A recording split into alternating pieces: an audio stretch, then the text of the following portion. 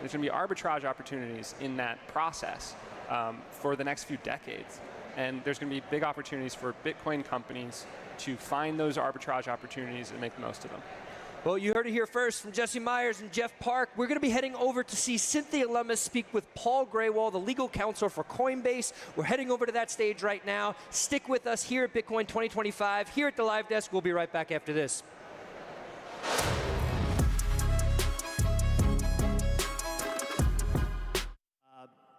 Most relevant to this audience, I think it's important to call out what a champion for Bitcoin Senator Cynthia Lummis has been for so many years. Thank you. Thanks.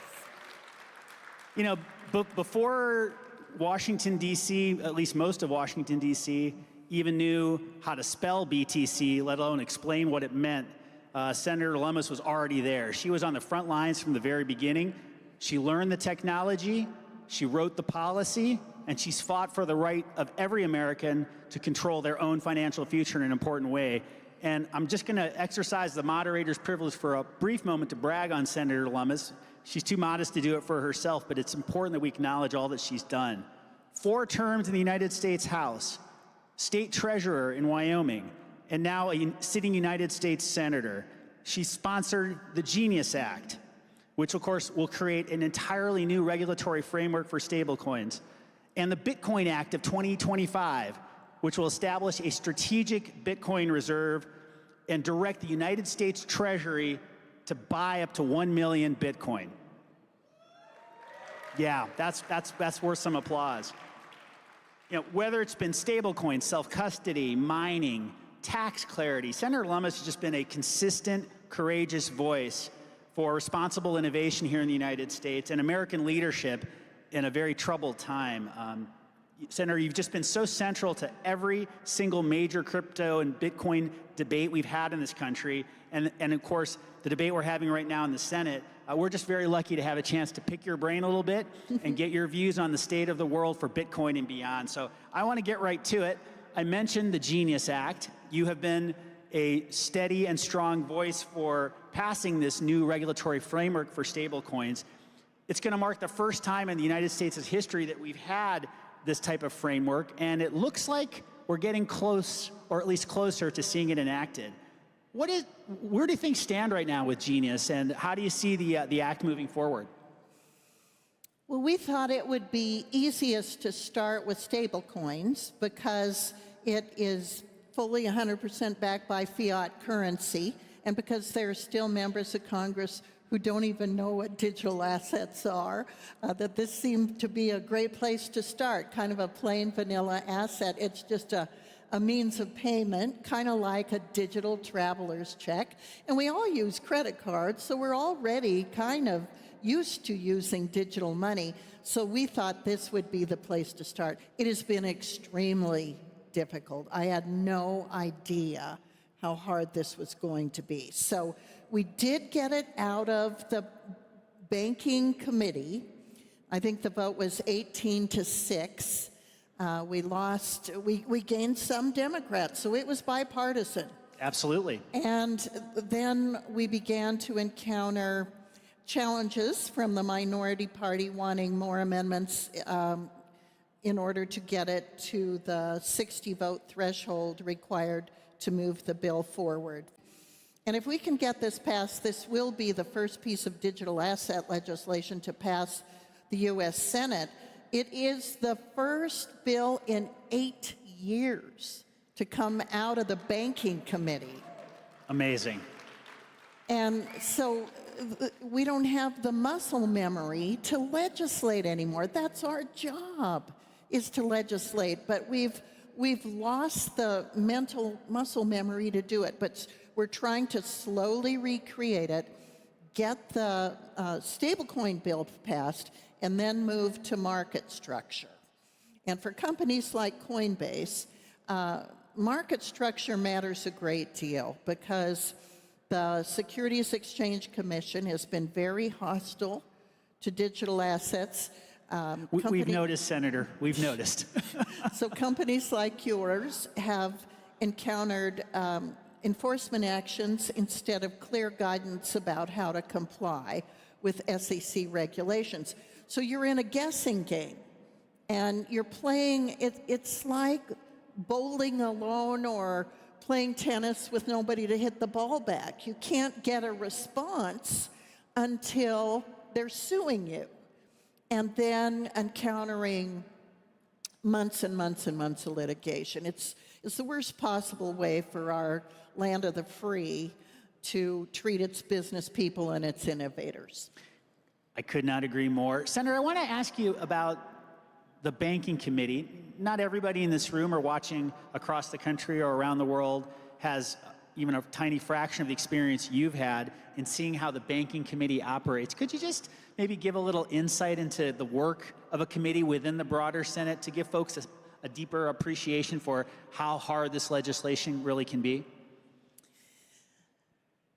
The banking committee created, and this is to the credit of Senator Tim Scott of South Carolina. He's the chairman of the banking committee. He created a digital assets subcommittee, and we worked the initial bill and then ran it through his committee. Lots of amendments. That's where sort of the hard work of crafting legislation happens. And so we had a 3.5-hour markup before we brought the bill out of committee. And then we'll go through similar processes when we get to the Bitcoin Strategic Reserve, when we get to portions of market structure, the SEC portion. Interestingly, the commodities portion of the bill, which is where Bitcoin falls, Bitcoin's a commodity, that falls under the Agriculture Committee, because the Commodity Futures Trading Commission falls under the authority of the Ag Committee because they regulate agricultural products, which are also commodities. So at some point, we're going to have to combine those efforts. And then there's a taxation committee, the finance committee, that deals with the tax issues that we've encountered. So it's really hard, in the Senate especially, to piece a bill back together from its component parts. I feel like we're all getting a real-time lesson in legislating in a way that is very, very special. So thank you for that, Senator. I want to return to something you brought up just a few moments ago, which is market structure.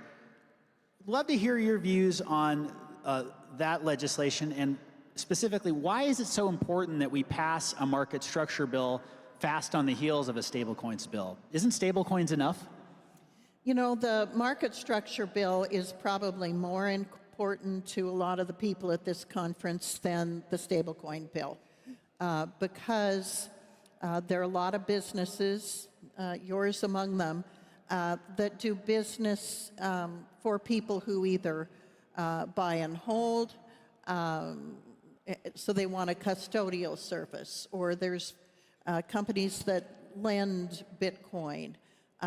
There is a futures market for Bitcoin. There are so many ways in which Bitcoin can interface with fiat currency, with the US dollar, that it's a much more important component of what's happening here at this convention and what's happening around the country with the creation of applications for engaging the Lightning Network in small purchases, for example. We want to make sure that there's a de minimis amount. So if you are buying something with Bitcoin, you are exempt from IRS reporting if it's under $600. Things like that are important to making Bitcoin very, very useful and utilitarian within the U.S. economy. Super important, and super important that we pass this legislation as quickly as possible once we're through the stablecoin. Well, Paul, I know that on a subsequent panel, Brian Stiles and Yes. some of the other House members are going to be speaking about this as well, because we've been working closely with them, with the House, on this legislation. The advantage the House has with regard to market structure is the House of Representatives passed a market structure bill in the last Congress. It was called FIT 21. The Senate has never passed a market structure bill. It has not. And so there again, developing the muscle memory to have familiarity with a subject that is sort of a case of first impression is important. So I'm going to be very hopeful that we can work with the House, even behind the scenes before they bring the bill out, to see if they're able to pass something on market structure that could be also subsequently adopted by the U.S. Senate. Well, you know, it's been said hope is a dangerous thing. I actually think in legislating, hope is an essential thing. You have to be optimistic, don't you? Absolutely. It is a exercise of running against a wall and smacking into it and doing it day and day again with a smile on your face. It really is very frustrating, very exhausting, and you have to keep your creativity, your sense of humor, and your patience about you. No question about that. Let me switch topics yet again to everyone's favorite topic, taxes. You have called for a de minimis tax exemption when it comes to Bitcoin transactions. I'd love to just understand a bit more of your yes, let's applaud sensible tax policy in this country. Explain to folks why you feel a de minimis tax exemption is just so important to supporting this technology. As the Lightning Network develops and companies like Strike that have been leaders in that space create an opportunity for transactions to occur on a daily basis in Bitcoin, everything from buying a cup of coffee to a dinner somewhere. It will be helpful that certain transactions that's part of what my office has submitted to the Finance Committee that's chaired by the senior senator from Idaho.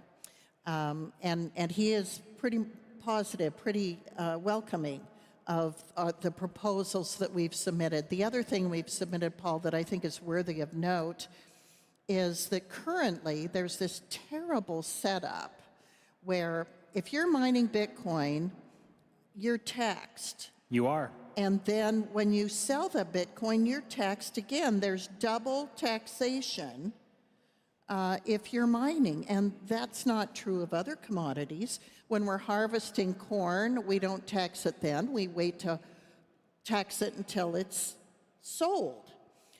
So that's a provision we want to straighten out and make sure that Bitcoin miners are taxed only once, and that is when the Bitcoin is sold. Yeah. I think you've struck a chord, Senator, with at least this crowd and many others watching this conversation. You know, what I find so sensible about what you've proposed, Senator Lummis, is the idea that, you know, when it comes to Bitcoin transactions, folks are simply looking for the same set of rules to be applied. No better treatment, no worse. That is an absolute fact. Yeah. I don't see Bitcoiners asking for an unlevel playing field where they're overly advantaged. You just want to be treated like everybody else. It's a pretty basic expectation, and I think a basic call to fairness. Yeah, and part of the problem in the last 4 years have been largely regulatory agencies that have been very hostile towards digital assets. So we're trying to change all that as fast as we can. It doesn't happen overnight. We don't even have a confirmed IRS director in place yet. So it's really hard to get the You know, in your incredible work on Genius, one thing that has struck me is that you have really pursued legislating on stablecoins in a bipartisan way from the very beginning. And I wondered again, for the benefit of our audience, if you could share a bit of your experience working with Senator Gillibrand and attempting to forge a consensus across a political aisle that can sometimes seem so insurmountable these days. Yeah, and I have not found that to be the case, particularly with Senator Gillibrand. She and I paired up early to work on these issues. She's been a great partner. Our staffs are almost interchangeable. If my staff is unavailable, I call her staff and vice versa, as the negotiations for the stablecoin bill have been going on. People on my staff have been the go-to negotiators to find the sweet spot, the compromises, and helping draft that as quickly as possible. I really do have one of the most highly respected, if not the most highly respected, staff on Capitol Hill when it comes to digital assets. And so their regard for finding good policy and not caring whether it was a Democrat idea or Republican idea has really, I think, established a level of trust among people who've been around for a while. Now, the problem is some of the new people that were just elected, they're just beginning their terms in January, haven't had that experience with me. And so here we are legislating. I'm the chairman of the Digital Asset Subcommittee, so I'm chairing these meetings. And I don't think some of them realize how long Senator Gillibrand and I have been at this, and how very bipartisan we've tried to keep it. So I'm finding that more challenging to get this pushback. And I suspect Senator Gillibrand's finding it challenging too. I'm sure she is. I have to just applaud, the effort to work across the aisle, even as you and many of your colleagues on the other side of the aisle have very strong, deep, genuine disagreements on a whole range of other issues. You're finding common ground where you can, and I think that is something that serves the country very, very well. I also have to just point out, Senator, for the audience's benefit, your staff has done an amazing job. Chris Land, other members of your staff are true servants for the public, but I think their ability to forge working relationships with the staff of other offices in the Senate has been a really effective tool for the effort to get this bill passed. And I think that is somewhat unusual, but the fact that we were not able to legislate during my first 4 years on the Banking Committee because the chairman would not let any legislation out of that committee, not a single piece in 4 years. And so it was all build up on our part, gaining knowledge, sharing drafts, getting feedback from people like the people in this room who could identify issues that we had not addressed or had not addressed correctly and help us make a better bill.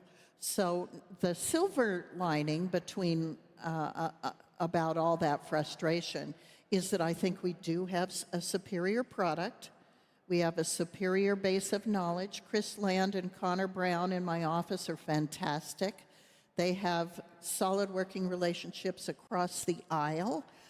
Their attendance at negotiating meetings is mandatory, not optional. People trust them, and so that has been delightful. And as big a struggle as this has been, I still remain very hopeful and very positive that we're going to be able to move forward with stable coins and then move into market structure, and then hopefully a Bitcoin strategic reserve. Can we bill talk later. about the reserve for a moment? Absolutely. I know folks want to hear more about that. Yes. You haven't even talked about it and they're clapping. I love this. President Trump has been very clear in his vision that the United States adopt this reserve. Obviously, you have been a champion of this idea for some time. Yeah. Could you just talk a little bit about why it's so important in your mind for the United States to have this type of reserve in place and what it can mean for the country? Well, we're $37 trillion in debt. So if we bought and held 1 million Bitcoin for 20 years, it would cut that debt in half. And we have underperforming assets on the books right now that can be converted to Bitcoin without borrowing additional money. It's just taking gold certificates that are valued at their 1970s value and bringing them up to current fair market value for gold, using them to buy Bitcoin. Buy and hold for 20 years, HODL, and we could eliminate the debt in half. And for those of you who were at Bitcoin 2024 in Nashville, you might recall RFK saying if we had a $4 million Bitcoin reserve, 4 million Bitcoin reserve, that it would eliminate the debt. So those are the kind of numbers we need to do to illustrate to our colleagues the significance of having an asset that's growing in value at the same time that we, the Congress, are debasing the value of our currency by spending more than we take in revenue, and the Federal Reserve printing dollars 24/7. You know, we had a really disappointing auction just recently of bonds and treasuries. And that should send alarm bells to every single member of Congress, that if we don't do a better job of addressing our debt and do it this year, that the headwinds for the US dollar are nerve-wracking. Well, treasury markets rarely lie, and I think it's important we take the message that they're communicating from that auction to heart. Senator, can I ask you a bit about your support for not just Bitcoin, the idea, but the ecosystem as a whole and protecting innovation here in the United States? And in particular, there's been a lot of conversation, even this morning in the hallways here at the conference, about Bitcoin mining and its future in the United States. Why is it important? Why does it matter that we preserve an important role for the United States in Bitcoin mining? Bitcoin is such an important global strategic asset, and it is not only important in the economy, but in our global defense, because there's components to our defense. One is, having a lethal war-fighting machine that can overcome other armies and other military efforts. Another one is having an economic machine that can overcome other currencies. The Chinese want to dominate in both spaces. And so we're in a bit of an economic war at the same time that we're building up our abilities to defend ourselves and some of our allies. So even our military generals say that Bitcoin is an important deterrent to aggression from other countries, especially from China. And so we have to be a robust participant in a strong Bitcoin ecosystem, and that includes mining. And then there are ways that mining, oddly enough, is very advantageous to our energy infrastructure. For example, in Texas, because Texas has its own grid, electric grid, they can mine Bitcoin at night when energy consumption is low for other users, and then reverse it the next day. And that creates a Bitcoin mining can help have a much more efficient delivery system, and we can continue to grow our ability to serve new energy markets. And of course, we all know that artificial intelligence in the race we're in there with China, we're only about 6 months ahead of China in some areas, less in other areas, and maybe a smidge behind in other areas. And the bottleneck is going to be having enough energy. And so it's very important that as we move from traditional uses of energy to data centers, to Bitcoin, and then to artificial intelligence data centers, that we have more energy, that our demand for energy is only going to grow.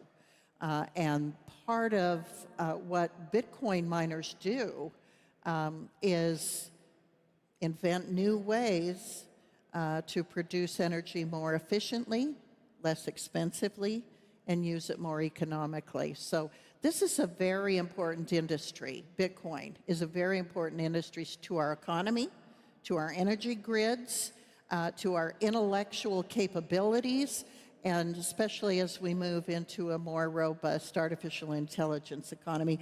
It is the base technology. If you look back to 2009, when the Satoshi white paper was produced and the very first use of a blockchain was done, it sparked a whole new global effort to make intelligent uses of energy and do it in a way that produces economic value and economic freedom.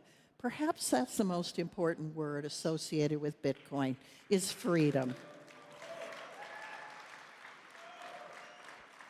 Well, Senator, I can't think of a more inspiring point to close on, but you've been such a tireless champion for the entire American and indeed global Bitcoin community.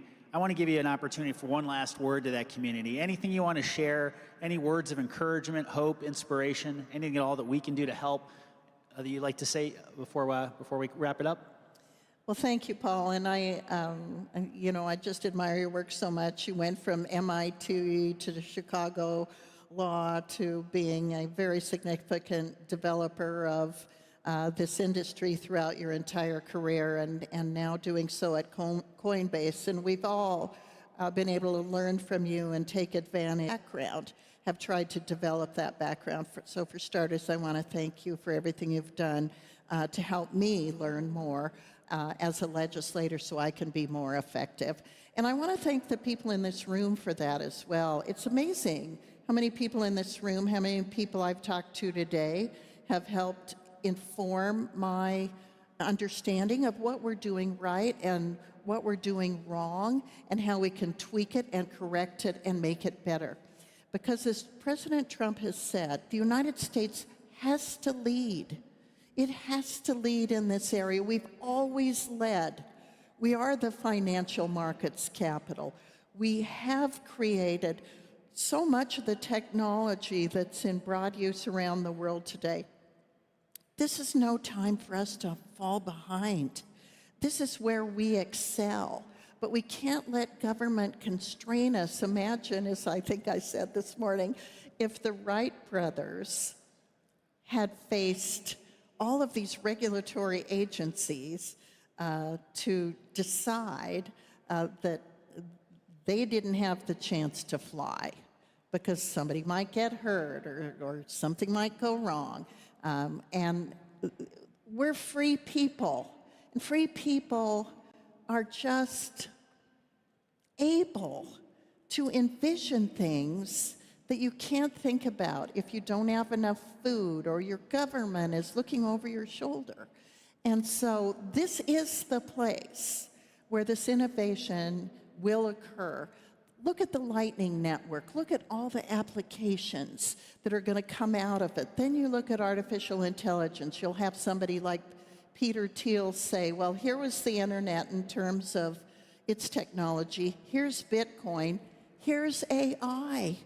I mean, we're moving into avenues that are just, we can't even conceive of today. And there are people in this room that can see where we're going.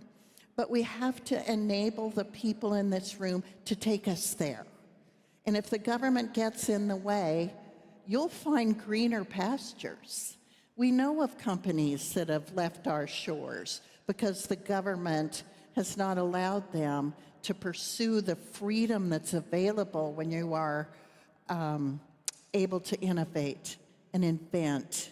And so I just want to leave you on a hopeful note. I'm very hopeful. And yes, you know, I wrestle with this and I beat my head against the wall in the US Senate, but you can see it. You can just see what this country can do.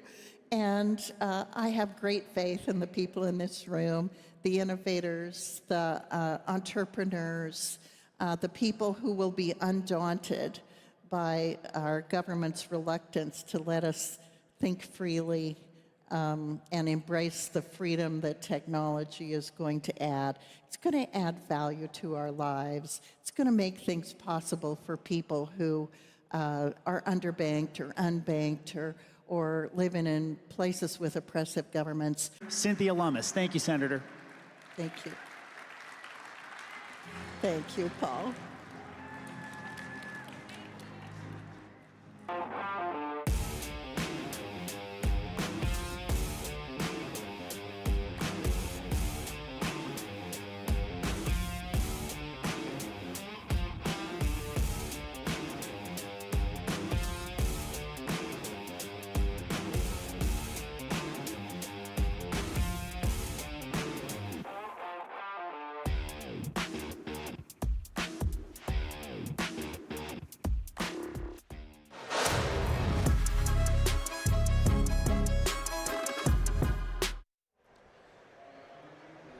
Welcome back to the Bitcoin Magazine News Desk presented by Mara. It's Industry Day at Bitcoin 2025, the largest Bitcoin conference in the world happening at the Venetian in Las Vegas. Still much more to come. We've got David Sachs and Donald Trump Jr. later today. You just heard from Cynthia Lummis talking about the underperforming assets held by our federal government, saying that America should buy and hold Bitcoin for 20 years to eliminate the national debt, and talking about the disappointing sales of government bonds that have occurred.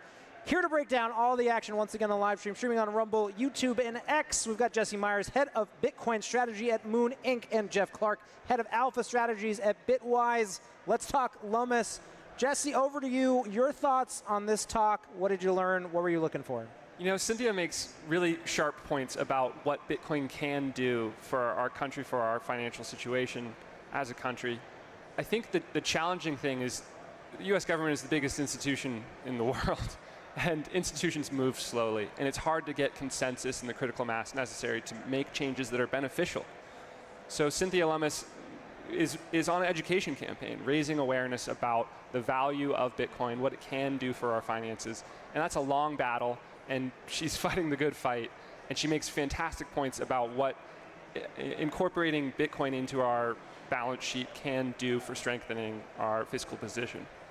Going to go over to you, Jeff. Your thoughts on the positioning. Is a true coalition building by the mandate of the people that I think is going to look really different going forward. As you said, an executive order, strategic reserves, and endowments where the stakeholders are not representing their own capital, but the capital of other people. It's very hard to get the buy-in to come to action, because generally those people are what I traditionally call short the put, right? They have a lot of reputational downside, and they get very limited upside, if any upside, because as a public servant, you actually don't get to participate in the opportunity of the financial gains. And so what I think Senator Lummis is doing is an incredibly noble thing. Her goal is to align the people, to get Congress to actually put in motion that this is the will of the people. It is not just Senator Lummis deciding as de facto, I'm going to do this with an executive format. I'm representing instead what the people want, where therefore the upside participation can be captured by the people. That transition, I think, is happening with these kinds of voices being introduced, and it's the most important thing.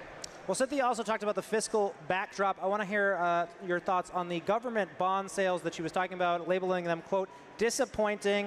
This is relevant because the Bitcoin Policy Institute early this year, there was a sort of landmark proposal, Newmark Capital, coming out, and basically suggesting that the U.S. government should create a bit bond, essentially back U.S. government debt with Bitcoin. A lot of excitement that we'll hear some movement at the conference today or tomorrow on this issue. Haven't heard it yet. Jesse, what's the big idea here, and why do these things connect with what Cynthia is saying? You know, we're living in an interesting time where, for the first time ever, U.S. credit rating has been dropped from the highest level. And that's to say that our fiscal position isn't great. What Bitcoin can do with a bit bond incorporation is a creative new way to generate more interest in the issuance of new debt, because that debt can perform better than the debt we currently are issuing. If you think about what a U.S. Treasury is offering, it's saying, here, tie up your capital for 10 or more years, and we'll give you 4.5% a year in yield. But if you, like Michael Saylor, think that global asset value will inflate at 7% a year, you're losing in real terms every year that you hold a bond that's yielding 4.5%. And that's possibly why demand is drying up for these bond issuances. And bit bonds would be a way to infuse bond issuances with higher potential returns and create greater interest from potential buyers. Jeff, I'd love to hear your thoughts. Something I struggle with as a longtime observer, just the speed at which all this has happened, right? You know, we had the election cycle last year, the Strategic Bitcoin Reserve announced. It's already created. It's here. It's been created by executive order. We don't know how much is in it. It's still in process. But to go to something like bit bonds, is that too much of a leap? Do you expect to hear anything over the next couple days about an idea like that? You know, I think these kind of trends seem to take a long time to build up, and then the inflection point can happen very quickly, and the stories can change. The thing that's most fascinating to me is that when I pitched Bitcoin back to my prior hedge fund GP, the number one constraint people would look at me in the eyes and say would be, everything you said, Jeff, really sounds like it's illegal. Because the things you're describing are things that the US sovereign would never permit in the event of the dollar hegemony being the greatest strength of its power. Well, as Jesse said, sometimes you actually see the weakening of that hegemony in itself that is going to accelerate the adoption of Bitcoin, whether you want it or not. And I think we're kind of hitting that inflection point with a credit downgrade, with 30-year rising at near 5% levels, 10-year consistently being at a premium of about 4.5. These things have real impact for American consumers, and so they want an alternative. And if the alternative is a way to save with the construct in which every non-American has already accepted, which is that their base currency is always on the dollar. Credit works when the asset is believable, durable, trustworthy, that people can transact on top of. Well, more to come on this topic. We're going to see in state. Question will be answered by this panel. We'll be right back. Stay tuned.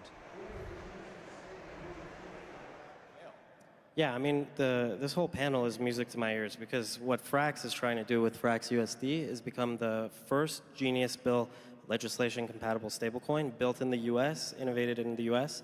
And the entire point of stablecoins is that it is a transparent and regulated, stable asset. If you want fully permissionless, decentralized asset, there's Bitcoin, right? As Michael Saylor says, there is no second best, right? There is no second best to Bitcoin as a store of value. And so for stablecoins, the best design is to actually work with the government that actually issues the unit that you want to peg with. And that is what Frax is trying to do in being US-based and issue Frax USD and comply with the Genius Bill. So I think it's safe to say you agree with David that stablecoins and Bitcoin don't compete with each other, but they actually complement each other. Oh yeah, they are literally the most complementary, and so the whole title of this panel is Separation of Money and State, and I think the most important thing to think about is stablecoins bring the best of blockchain technology, the 24/7 settlement, global payments, everything there, to a safe and stable unit that is in the US's interest for global usage. And Bitcoin will always be the most decentralized, censorship-resistant unit and store of value. These two things don't compete. In fact, they make each other stronger. Senator Haggerty, we're on the precipice, fingers crossed, I don't want to get ahead of ourselves, of passing the Genius Act in the United States Senate. Just a round of applause that we're this close to passing the Genius Act in the United States Senate. Big time to get there. We have a recess this week, and then we're going to get back to us. Can you tell the people where does the Genius Act stand today as we're going through the amendment process, and why it's critical that we get this done sooner rather than later? Well, certainly I can, and I want to thank you for having me, but also to have such great colleagues in the House of Representatives. With Chair Emmert, with Brian and I have been friends and worked so closely together on this, and it's taken a tremendous amount of work, both in educating our colleagues as well as just pushing through a legislative process where time on the floor is the currency of the realm, right? And it's very, very limited because we've got to get cabinet members appointed, we've got to get ambassadors appointed. It's a very precious asset that we're consuming. And I have to say, the other side, led by Elizabeth Warren, is doing everything possible to force us to consume as much time, much delay as they possibly can. But here's what's going to happen. We're going to pass it. We're going to pass it with help of my friends right up here on this stage. And we're going to see the United States move back into the realm of competitiveness again like never before. Innovation is going to happen here in America, just like Brian's. Major reductions that are going to happen with the stablecoin legislation. Just think about this for a minute. One, we're going to reduce counterparty risk because of the time and the speed and the efficiency. And again, we're bringing our payment system into the 21st century. We've been relying on a payment system that was designed in the 70s and 80s. It's cumbersome, it takes time. It introduces counterparty risk, it introduces currency risk. Both of those go way, way down when the transaction is almost instantaneous, thanks to the technology we're talking about. If you think about this, it also reduces the cost to do a transaction because you're taking all this friction out of the system. And finally, it reduces the working capital necessary to float your accounts receivable or whatever it may be for the 5 to 10 days that it takes to clear in the old system.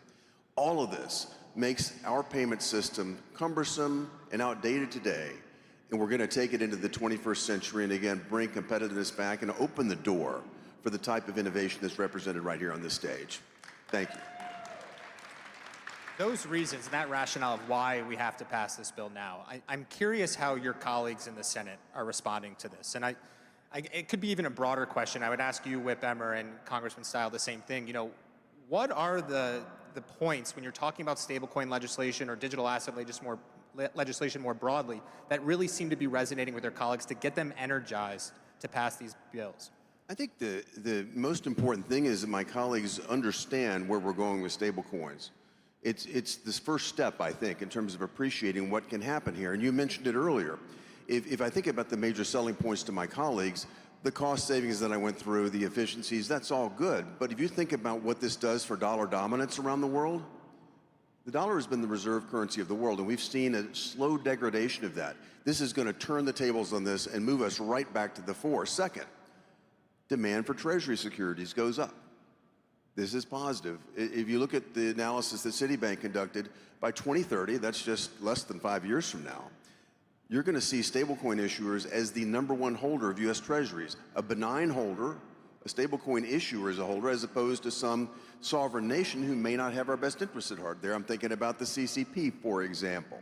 So all of this from a national security standpoint, from the dominance of our dollar in the system and our economic, our economic competitiveness, all of it very positive from my colleagues. And then finally, there is also a major element of protecting the consumer here, because by establishing a dollar-denominated, backed up one-for-one with high-quality assets like United States Treasuries, short-term Treasuries, you have put a tremendous amount of certainty into the system. Again, that will facilitate this use all over the world, but also make consumers far, far safer because they're protected in ways like never before if something were bad to happen to an issuer. Whip Emmer, Congressman Style, anything on how you educate your colleagues on these issues? I mean, I think this is all about unlocking the golden age of digital assets and things like Bitcoin. And so this is our opportunity to really turn the tide after the past 4 years. The fallacy on the left is they'll want to set up an argument that says a nanny state government is best, that without explicit permission you can't do anything. And the fallacy of some of our friends on the right is that failure to do any regulation in here will actually result in a laissez-faire system. But that's not true. Failure to act will result in really inefficient regulatory environment and enforcement actions driven forward by an executive state if we ever go back to an era of someone like President Biden or Gary Gensler. And so getting this right and having a fundamental principle in place and legislation in place will really allow, I think, incredible innovation and development to occur. David, I would ask you the same question as you're talking to consumers directly. How are you educating them on why stablecoins are important? So there are different types of stakeholders that really care about stablecoins. You know, the first one, like Congressman Emmer mentioned, is really so many people want desperately a US dollar bank account denominated, in US dollars, a US bank account denominated in US dollars, and they can't have that. Stablecoins provide that to hundreds of millions of people around the world, and turning those assets into real money by law is actually going to enable the reach of the dollar to go so much further than it has in the last few years. So that's one set of stakeholders. And then another set of stakeholders are actually institutional players, and what Senator Haggerty was talking about around like limiting counterparty risk, making our market more efficient, and creating an infrastructure that enables real-time settlement and value movement across different systems that currently don't talk to one another. I think all of these are just going to enable us to continue to lead as a country and to ensure that as we build and reinvent the entire rails of the financial system, that we are the ones building it and not some other nation. So hopefully, once the Genius Act passes the Senate, next week, maybe, we then turn to the House, where Congressman Style, you've been leading on the Stable Act, and I'll get to that in a second, but Whip Emmer, you've been a leader on these issues for a long time now, several Congresses. You've had multiple bills introduced. You're an OG in the space. What has it been like talking to your House colleagues on this, and why is it so important for the House to lead as well on these issues? Well, it's been so much fun the last 3, 4, 5 years to see the growth that's taken place in the House and the Senate And now you hear the talent of Bill Hagerty and Brian Stile. These are just the tip of the iceberg. And Brian, you would agree with me that on the House Financial Services Committee, this isn't limited to Republicans. It's not a partisan issue on the committee. It's an American issue where we all are getting in alignment. What's going to happen is Bill is going to get his bill across the line. We're not going to say maybe. It's going to get done. You're going to send it over to the House. Brian's running the committee. Brian will take it through a process with his Stable Act. We'll have the Genius Act right there with it. I'm sure you'll be looking at both of them, Brian. He'll mark them up. It'll go to the full committee. And French Hill, I believe you'll see by the end of July, French Hill will probably move through our committee with Brian Stiles' help. He will move through the stablecoin legislation, likely to be the Hagerty legislation with who knows what modifications, and a market structure bill that has already been accomplished once in the House. This obviously is a different political environment, so it'll be a little bit different than it was a year ago. But those two will move through along with in the House in order to get votes. We end up putting these votes together. The president has asked for the stablecoin legislation and the market structure bill before the end of the summer, which means before the end of July. And in the House, we also have this little bill called the Prohibition on Central Bank Digital Currencies, which will preclude our government from ever trying to create a surveillance tool with digital money that will likely be voted on at the same time as those two major pieces of legislation. Can I add something to this? This last piece of legislation gets at where the resistance has been in the Senate. Senator Warren only wants a centralized solution. You ask yourself, why is that? Why would they want a centralized solution, one that they can control, one that's issued by the government, so they can control us? And if you get to the very foundations of what's motivated people all over the country, and frankly, most of us in the Republican conference, it's the concept of liberty and freedom that this allows. It's the exact opposite of moving in the direction of the central bank digital currency. And my hat's off to my colleagues in the House of Representatives for putting a nail in the coffin of this terrible idea. Whip Emmer, you touched on the support of the White House and the administration. I know yourself, Congressman Stile, you were at the White House Crypto Summit. Can you talk about that support from the Trump administration and why it's so important in moving these bills forward? Well, first off, at the Crypto Summit, those of us that were there will remember one of our colleagues sitting around the table said, if you would have told me a year ago that I was going to be in the White House for a Crypto Summit, I'd have thought that I'd be more likely I'd be in jail because of Gary Gensler and Elizabeth Warren and et al. In fact, it's a new day in America when you talk about digital assets in the space.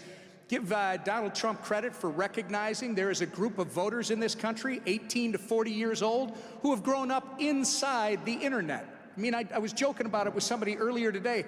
When I was in high school, I didn't have a computer on my desk.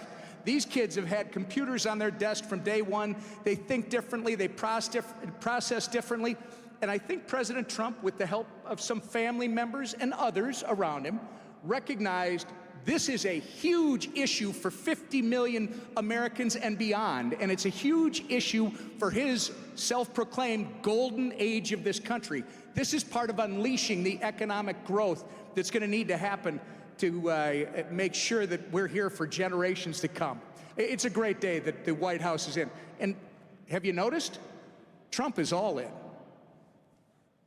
Yeah, and I also wanted to add onto the congressman. I was actually at a dinner last night, and one of the things someone from the admin said is, what if we give you guys everything you want and you guys forget, because there's midterms in 2026, and then there's 2028 and hopefully beyond. And one of the things that I actually said was, we as an industry are very, very loyal, and everyone who's a huge ally on this stage, and the Bitcoin community, the crypto community has a very, very, very strong memory. And once this industry is legalized, is transparent, it's safe, all of the big players understand that it wasn't possible without this administration, this Congress, this Senate, and we're lifelong, career-long allies. And so I think that's really, really important and needs to be said. I'd just like to add one confession. Emmert and I are old enough to know how to use a slide rule. That's what we had on our desk in high school. But a critical point with respect to President Trump, and some of you in this room might have been with me. I met with him and industry folks back, when he was running for office down in Mar-a-Lago. We had the Bitcoin conference in Nashville, a great session with President Trump that really, I saw him begin to absorb the potential of this technology. And he's been a huge advocate of this. I promised him, I said, I will get this first piece of legislation, do this stablecoin legislation in the first 100 days. We had it out of our committee. Again, we have a cumbersome process in the Senate. That's a polite way to say it. And they've been able to slow us down a bit. We're just outside of the 100-day window, but we're working at pace to make sure that we get this delivered. President Trump is motivated to sign it and to take our nation into the 21st century all the way with payments and with this industry. This is a key component of President Trump's agenda. And what President Trump is incredibly good at is putting attention on specific topics. And so when he leans in on this, because it's difficult to get anything done in Washington, with his assistance pushing this forward, I think that's going to help us get it across the line. And so it's great to see J.D. Vance coming and speaking here tomorrow. I think people are really excited to hear his speech tomorrow. I am. But having his support and push from this administration with President Trump, I think is going to help us actually get these bills across the line and signed into law. Senator Hagerty, you touched on Senator Warren, and my question was going to be to the panel, who doesn't like these bills, whether it's the Genius Act or the Stable Act? Who doesn't want a U.S. stablecoin regulatory framework? What are we up against? It's two categories. Those that are ideologically wed to central control, and this is just anathema to them. The other are just those that want to see everyone fail. They're so bitter about the results of the 2024 elections, losing control of the Senate, extending control in the House and taking the White House back for America. They're just so bitter that they're not going to support any sort of legislative victory, and America suffers as a result of this. But I would say this broadly speaking. We have right now 18 Democrats in the Senate that it has been murder to get them there. The first time we brought this to the floor, Elizabeth Warren was able to get every one of them to vote against me.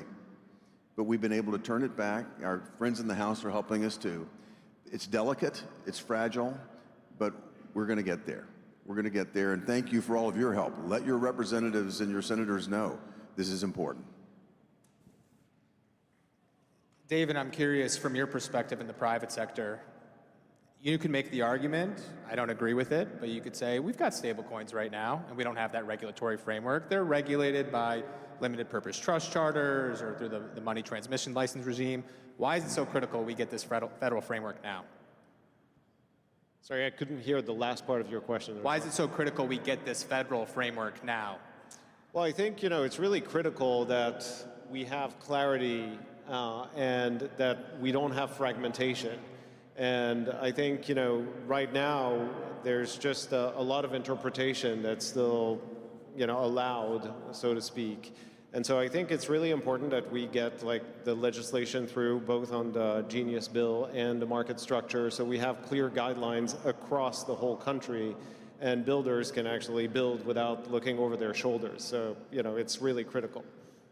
And one of the most important things I usually tell people and explain is that these are not stablecoin bills per se, these are USD bills of upgrading the digital dollar to legally compliant, transparent dollars. And so these are very different than stablecoin guidelines in different countries, right? There's the UAE guidelines, there's the European MiCA guidelines, and these all have to do with USD, but those countries don't issue the USD. The US government issues USD, and the best way to actually issue the best, safest, most transparent US dollars with the best technology on blockchain rails is to be compliant with these bills, and that's what these bills actually give, and that's why it's so important, which is why Frax is working to actually be the first compliant Genius and Stablecoin Act legislation compliant stablecoin. Now, the issue, though, is that there's a lot of, as Senator Hagerty said, there's a lot of banks and other entities that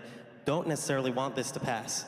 And I can say from experience, from talking to partners and everyone in the private sector, a lot of them are just scared because they don't know where their place is in this new framework. And I think once more and more education is done and where institutions fall on this, like for example, Frax works with BlackRock, Fidelity Wisdom Tree to custody our treasury bill assets, where banks would fit in on this. Once everything falls into place, I think everyone will understand that this is a very, very value-creating act and very efficiency-bringing act to the actual economy.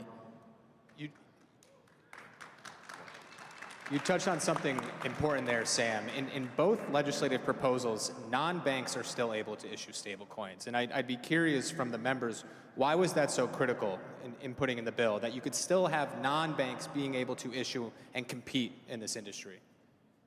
Well, we already do have non-banks issuing stable coins. Our goal wasn't to try to put people out of business. We're trying to encourage people to come into the business.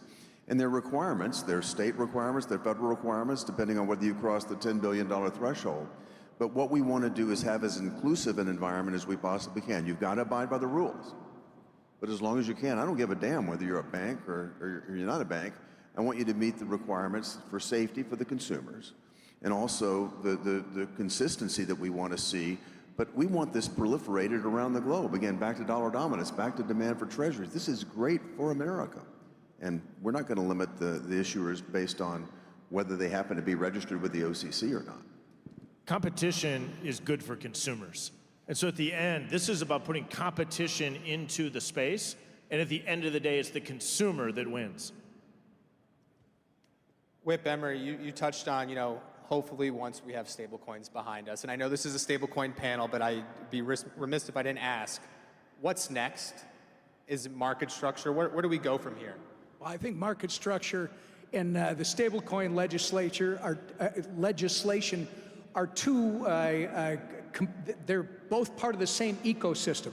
You really can't have one without the other, in our opinion. And I think that's why I said Bill's Genius Act will come over to the House in its current form. I expect there are some minor differences between some of our House members and the Genius Act. I don't expect big differences, but I'll leave that to the subcommittee chair, Brian Stile, and French Hill and our membership, which, by the way, will be both, Cody, Republicans and Democrats. I may not be Maxine Waters, I know that'll surprise you, but there are a lot of Democrats on the committee that are working with us to try and get this thing done. And why? Because it's about predictability, certainty, clarity. This is the whole problem we've experienced. Brian was talking about it when we started. The last 4 years, they had an open door policy. Come on in and tell them what you're doing. They're going to kick you in the ass and sue you and do all kinds of other stuff. This is about establishing the clarity, the playing, the rules on the field so that you want to do business in this country and you want to take advantage of the opportunities that this is going to offer. I think that's what you were getting at, Brian, was that clarity, certainty, and predictability. And Congressman Stile, with the Stable Act, I've heard you say they're 90% similar, the Stable Act and the Genius Act. What's that process look like in terms of reconciling those differences? I know Whip Emmer alluded to it, but. I mean, at the end of the day, the goal is to get the legislation across the line. And so it's bringing these ideas together to make sure that we have the support in the Senate that Senator Hagerty's leading on and in the House. And I think we continue to get closer and closer to that end goal. The week ahead in the Senate, as this goes up to the floor, which Senator Hagerty is going to lead, is a huge moment. And so we're all going to be looking to the leadership of Senator Hagerty to be in a position to get this done. The goal is not pride of authorship. The goal is to reach an agreement where we have an opportunity to get this bill across the line and signed into law by President Trump. That needs to be the focus. There's one thing I just underscore to share how difficult this can be. It's almost embarrassing for me to say this, but our stablecoin legislation was the first piece of standalone legislation to move through the Senate Banking Committee in 8 years. And it was a practically 4-hour debate. Elizabeth Warren sending it over the net, myself, Cynthia Lummis, Senator Scott sending it back. After about 4 hours, and she'd done a good job of spreading the 84 amendments that she tried to make at the last minute to the bill to destroy it, the vote was taken. And you know what happened? She was able to hold 5 of her Democrat colleagues, and 5 came over and voted with me. And we had the most bipartisan product that we've had come out of the Senate Banking Committee in a decade, and the first one in the past 8 years. And one thing I wanted to add is that Whip Emmer said is these are all bills in an ecosystem where the stablecoin legislation, then market structure, and also the Bitcoin Reserve Act by Senator Lummis. And these go step by step. And like I said earlier, when the stablecoin bills are hopefully passed, everyone like Frax, other people in the industry won't forget the lifelong support that we will be giving for the next step and the step after that. And these things build on top of each other in a step-by-step manner that can't be accomplished all at once, but they build incrementally to get everything that we need to do to have a pro-America innovation. Yeah. Momentum's critical. Momentum is critical here. And I think it's remarkable that you're right, this is a bipartisan bill. This is a bipartisan issue. It was actually you, Whip Emmer, several years ago at a Bitcoin conference in Miami. You told me that this is a nonpartisan issue. Yeah, don't use it's not bi. When you say bipartisan, you've already identified two separate groups. This is nonpartisan. We are all the same on this. You're either in alignment or you're not. And it's not a Democrat-Republican thing.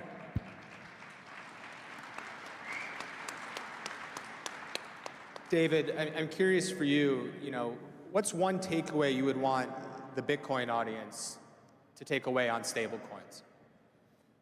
Well, first of all, I do want to say, because I know we're almost at the end of this panel, that it feels like the best whiplash ever to be here today, and for someone who has lived under the tyranny of the previous administration trying to kill the entire industry that you're all here representing, to having both Congress and the White House under the leadership of many of my co-panelists here really completely flip the bit entirely to not only not wanting to kill an industry, but wanting to promote and help develop the industry here in America is honestly surreal. And that's why elections matter. That's why all of your voices mattered. And if you think about the last edition of this conference and now, and where we are and the road we've traveled, it's really, really amazing. And these gentlemen all deserve a big, big round of applause for that. To the members on stage, does this surprise you of how quickly we're moving? Again, I know I don't want to get ahead of myself. I know it's Washington, but I've been in Washington for a decade, and I've never seen legislation move this expeditiously in this bipartisan or nonpartisan of a manner. Are you guys surprised every day? Well, it's taken a great deal of work by a terrific staff. The lead person on my staff, Luke Pettit, is soon to be the Assistant Secretary of Treasury for Financial Institutions, but he's done a tremendous job. Cynthia Lummis' team, Cynthia Gillibrand's team, to the point it's been bipartisan. Our staff have worked their hearts out. They know it's our priority. They're taking it. Senator Scott, Senator Lummis agreed with me as we started this Congress that this would be our first piece of legislation to the Senate Banking Committee.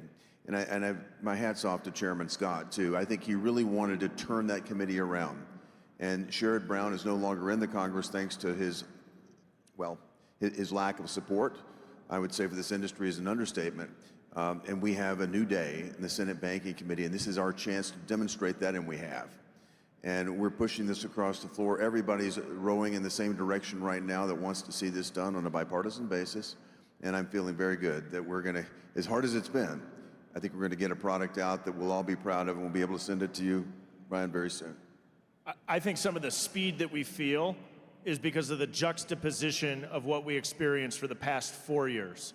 And so actually a lot of work was being done by people like Whip Emmer and others for years, slogging in the policy to get the text, to get the understanding right. But I think we all knew we weren't going to have a good chance of having that signed into law by President Biden. Now we're in a position to really accelerate on the work that others have done in this space, Patrick McHenry, Tom Emmer, folks in the Senate. And so some of the speed that you see is because now we actually have light at the end of the tunnel, that we have a real opportunity to get this done. And so we're able to build on a lot of the work that was previously done in this space. We're running out of time. I guess I'll ask one last question as we go down the panel. Are we going to get stablecoin legislation before August recess? I mean, Frax is super excited to hopefully say yes, because we know that Bitcoin's always been great, the US dollar's always been great, and we want to do our part to upgrade the US dollar with crypto and blockchain technology, and so we're banking on it. I am confident. As Brian knows, I'm always confident. I know somebody who counts the votes. We get these 3 bills to the House floor, which I have every confidence in Brian's style and French Hill, in the members of our committee, Republican and Democrat, wanting to get something done, and got a lot of confidence in the president, who said, I want it by the August recess. Make sure you get it done. So I think you've heard something that we don't get very often in Washington, D.C. Brian, it is that it's the juxtaposition of the slowness of the last 4 years, but it's something bigger. The election last November, for the people that are in this room and everybody who's similarly aligned, was sending a message to all of us in Washington. President promised this. We want you to get it done, and we want it done now. And Bill Hagerty showed how you can actually move a calcified organization called the U.S. Senate, where they never do anything. And this guy actually moved this through at record pace. That tells me we're going to get it done before the August break.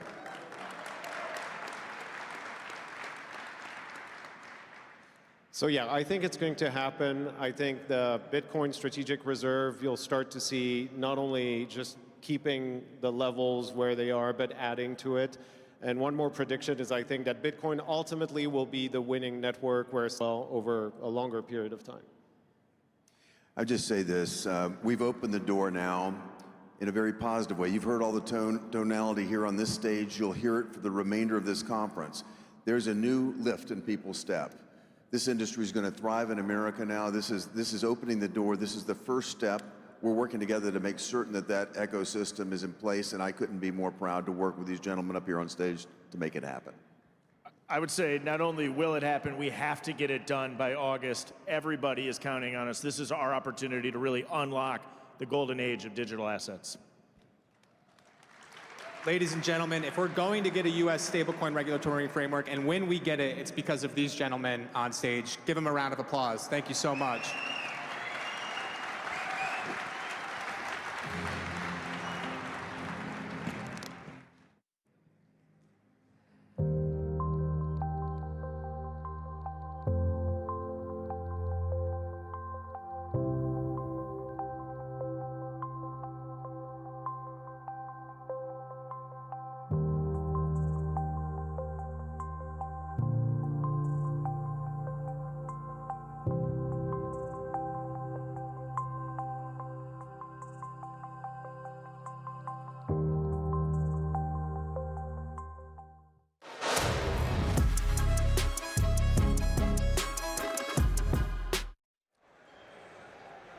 Welcome back to the Bitcoin Magazine news desk presented by Mara. It's Industry Day winding down at Bitcoin 2025, the largest Bitcoin conference in the world. Day 1 tomorrow. There's still time to get down here to Las Vegas and more to see today. Coming up, we've got David Sachs, Donald Trump Jr. You just heard from Senator Bill Hagerty and Tom Enner on a panel about the Genius Act. Some quotes before we get to our panel here. It has been, quote, murder to get to the Democrats to the table, talking about Elizabeth Warren's last-minute shenanigans on the bill. Quote, this should be a nonpartisan issue, not just a bipartisan issue. We've got a great panel to break all of this down for you on YouTube, Rumble, and X. We've got Tracy Hoyos Lopez, Chief of Staff of Strategic Initiatives at Kraken, and the woman who orange-pilled Donald Trump. We've got Keith Amon, State Representative in the New Hampshire House of Representatives, pioneering the State Strategic Bitcoin Reserve, and Sean Hagan, Head of Media and PR at Bitcoin Magazine. Tracy, let's start with you. Nonpartisan issue. It seems more and more that, unfortunately, Bitcoin is a partisan issue. It's so sad to see, because the truth is that Bitcoin is not a partisan issue, right? But Bitcoin is subject to the whims of politics. And unfortunately, the Democratic Party has decided to make this a partisan issue. So we're back to basics, right? What was the thing that we did at the beginning of everything, right? Well, we appealed to the Republicans because they were the only ones that were willing to help us save our industry. And they did. Promises made, promises kept by President Trump, by Hagerty, by Cynthia Lummis, all of our allies in the Republican Party. Meanwhile, here are the Democrats again trying to destroy us. And the thing is just like, why? Every single person in the election that ran on a Bitcoin or a crypto platform won their seat. If that is not a sign that these individuals that are trying to keep us from innovating, from moving forward, are in the wrong path, then I don't know what is. Like, you're going to keep losing. Bitcoin is going to keep winning. Keith, over to you. You're obviously active at the state level, much different than what we're seeing in the federal level. How do you react to this seeming gridlock, last-minute backtracking on something that, you know, could help America, like the Genius Act? I mean, they call it the sausage-making process for a reason, right? There's always backroom deals, and there's always hidden agendas and personality conflicts and all of that. I think it's short-sighted of the Democratic Party because the next generation is going to be crypto native. And it's going to be obvious to them that they're on the wrong side of history. So sometimes it takes, I'm a Republican, so excuse my partisanship, but sometimes it takes the Democrats a little while to figure out which issue or which side of an issue to be on. And this one, I think that some of them are getting it, particularly the younger Democrats, you know, 45 or under, seem to be a little more open to the ideas, but it's going to hurt them in the long run. That's my position. I'll stick to it. Well, Sean, I want to go over to you and incorporate you into this conversation. Your thoughts, obviously, you've seen the Republicans come out and be strong on the issue. Not many Democrats here showing up at all. What does that say about the attitudes in Congress? Yeah, look, I think that a lot of Bitcoiners miss the picture here. You need order to make sense of the world and society. And at its most basic level, all politics is the ordering of a society. And so, you know, it makes sense that as Bitcoin's matured and grown that we're entering the world of politics. And to me, it's disheartening that the Democrats have decided to attack us instead of engage in honest discourse about what our industry even is. And so, yeah, you know, it has surprised me. And you know, to the representative's point, I do think that the younger side of that aisle is coming around to the idea. But I think that generally anything that people don't understand, especially when control and power is involved, tends to scare them away. And so I think that hopefully this is an issue where as time passes and we kind of get some younger representation on the Democrat side, perhaps that'll change. But obviously we can't really afford to wait too much longer when their end goal is to kill our industry. Well, generational change underway. We're going to the Nakamoto stage, advancing Bitcoin bills in Congress. Stay tuned, more to come here at Bitcoin 2025.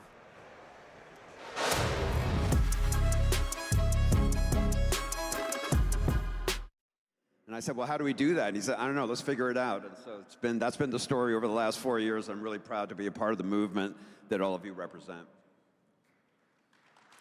So this panel, really quickly, Grant McCarty, co-president of the Bitcoin Policy Institute. We're the largest cryptocurrency think tank in the country and the only organization focused on Bitcoin, specifically working in Washington, D.C. At the start of the year, the president signed an executive order on digital assets, and he established 3 clear priorities: stablecoins, market structure, strategic Bitcoin reserve. And a couple months later, he signs an executive order establishing strategic Bitcoin reserve. And the president and this administration have made it clear that Bitcoin superpower. They want to be a global Bitcoin and crypto superpower. So, Congressman Donalds, we'll start with you. Help set the playbook for what the House is focused on with digital asset policy. Well, I think what the president is doing with him and his team is actually choosing to step into the digital assets marketplace, including Bitcoin.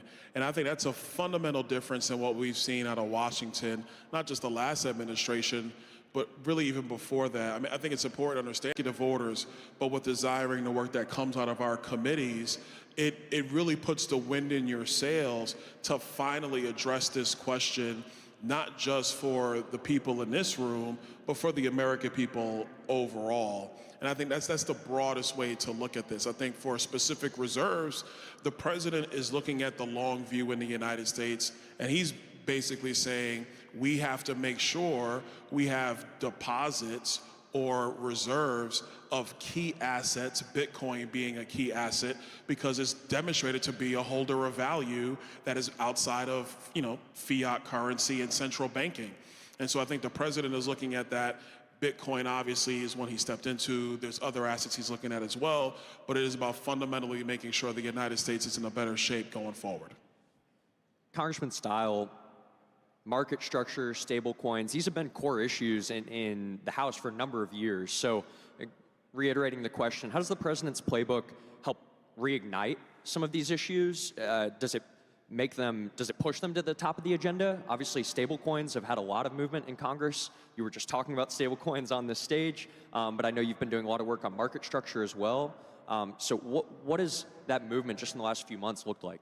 President Trump's actions in this space, David Sachs, Bo Hines, have really focused our attention in this space. And that is so absolutely important, because if you want to get legislation across the line, it is incredibly difficult to do in Washington. If I come from the private sector, you want to just pound your head against a brick wall when you recognize how difficult it is to move forward legislation in Washington, D.C. But when you have the president leaning in and putting his support, using his bully pulpit to be able to do that, it's so essential.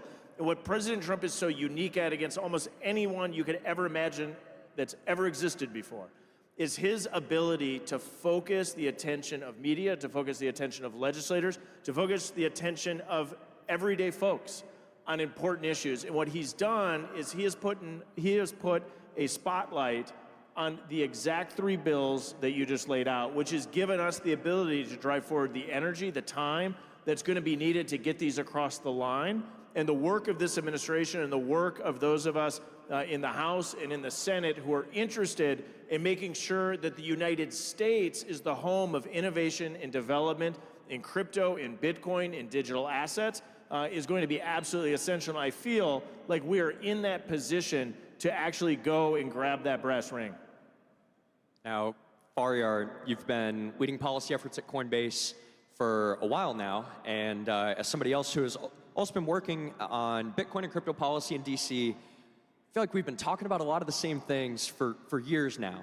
So from your position at Coinbase and maybe even representing a lot of industry views more broadly, what is this reigniting that we're talking about here, like pushing these to the top of the agenda, what does that mean to maybe your company specifically? What does it mean to the broader crypto industry? What does it mean for Bitcoin that now we actually have a shot on goal for things that we've been talking about for 3, 4, 5, 6 years now at this point? You know, Coinbase is a global company, so we're all around the world, and I talk to governments everywhere, and they always ask me, what's the best, most important thing you can do from a policy perspective in crypto? And I always say it's the tone from the top. It's when you've got the leader of the country announcing that as a matter of national strategy, they want crypto and Bitcoin to be a part of that. And I always thought the US was probably different because we were a different jurisdiction. And then we saw what the tone from the top meant under the previous administration. It meant an attack on all of you and all of us who are in the sector for 4 sustained years in reasons that were just shocking and unbelievable. And so the tone from the top point is exactly what Donald Trump has showed us. He campaigned on Bitcoin and crypto, and he came in not just from day one in office, but from day one as president-elect to change the tone in Washington. And so he's put a real clear vision that he wants stablecoin legislation, he wants a market structure bill, he wants a much more strategic approach to how the United States approaches its handling of the billions of dollars of Bitcoin that it currently holds. And it wants to provide a home for innovators like all of you to build in the United States. And I think that's been formidable. It's been powerful for us as a company, but it's given members of Congress like the 2 on the panel here who long ago understood the importance and the power of this technology, the impetus they need to get legislation through. Talked a lot about stablecoins on the last panel. Market structure is a term that has been thrown around quite a bit, right? We need regulatory clarity, right? One of the amazing things about Bitcoin, at least, is its position as a commodity has been pretty firmly established for a while now, right? It is sufficiently decentralized. There's no CEO or foundation that controls it. There's a broader cryptocurrency industry that, frankly, has had, very little clarity from a regulatory perspective for a while now. And that doesn't just affect those crypto companies. It affects Bitcoin users and Bitcoin companies as well, right? When people see crypto as risky broadly, those same views get passed on to Bitcoin. A lot of people see these things as one and the same, right? So can we talk a little bit about, and this is an open question to anybody on this panel, what is the value of a market structure bill for moving Bitcoin companies in the US, like moving this forward? What is the value of setting these clear rules of the road that, again, people have been asking for years and years? What actually happens when we do this? Because I fear that we've been talking about it for so long that people are just taking it for granted, and it's not actually clear to people anymore what the impact is. So walk us through impact of the market structure bill. What does this do? The market structure bill is essential. And why is it essential? Because we talked about the three things that are in President Trump's executive order, and the one piece that wasn't on there because he inherently controls it is the appointment of regulators. And so if you like the regulators that President Trump is appointing like I do, you feel like we're in a pretty good position. But if we look back to the previous administration where President Biden appointed Gary Gensler at the SEC, you didn't like the regulator. And so as we look at the opportunity to put forward a regulatory framework, what we have is an opportunity to put some constraints and controls on the regulators. So under the Biden administration, policy was being developed through enforcement actions, and a lot of those enforcement actions, in my opinion, were politically driven. And what you got was a really unworkable regulatory framework. So yes, if we look today, we would all agree that Bitcoin is decentralized, it's not centrally controlled, it should be treated as a commodity, all very good things for the broader digital asset ecosystem. But what the fear is that a future regulator would come in and take actions that none of us in this room would agree with. And so by putting in place a regulatory framework through market structure, what we do is we clip the wings of a future regulator from coming in and trying to unwind what we're going to be able to accomplish during the Trump administration. And to me, at its core, it's that type of regulatory clarity which will allow investment and innovation in this space, which is so absolutely essential. Well, just to add on, Brian is correct. The key piece is when you have a market structure really in Washington, so Washington knows where the boundaries are, then it gives you guys the ability to raise capital, to start new enterprises, because now you have a certainty of how Washington is going to look at the overall industry. I mean, you talk to any business owner in the world, the number one thing they desire more than anything else is certainty and consistency. This provides that from the federal level. So whether it's raising capital, domiciling in a state, domiciling in Florida, but in domiciling a state, wherever you choose to do, once you have clear rules to the roads for the agencies, so you know where you are from a day in, day out basis, it changes the game. That's how this becomes a $1 trillion industry in the United States. Without it, a lot of fits and starts. People aren't quite sure. You're paying a lot of attorneys, sorry attorneys, paying a lot of attorneys to try to find a way to navigate your company or navigate your enterprise. And at the end of the day, who hurts more than anybody else? The individual owner and holder of commodities or of Bitcoin or of any stable coin, because there's not going to be a stability to that market, which will actually be one of the greatest things ever for long-term value. Yeah, I agree with that completely. Just to double down on the point that Congressman Donalds just made, I talk to investors all the time. There's a lot of them that you're all familiar with who've gotten into the crypto markets, but there are billions and billions and billions of dollars still left on the table by investors who just don't want to touch crypto because they don't have the risk appetite. They just expect at some point, 3.5 years from now, there'll be another Biden-type administration, re-engage the war on crypto, and they'll get caught under attack by future regulators.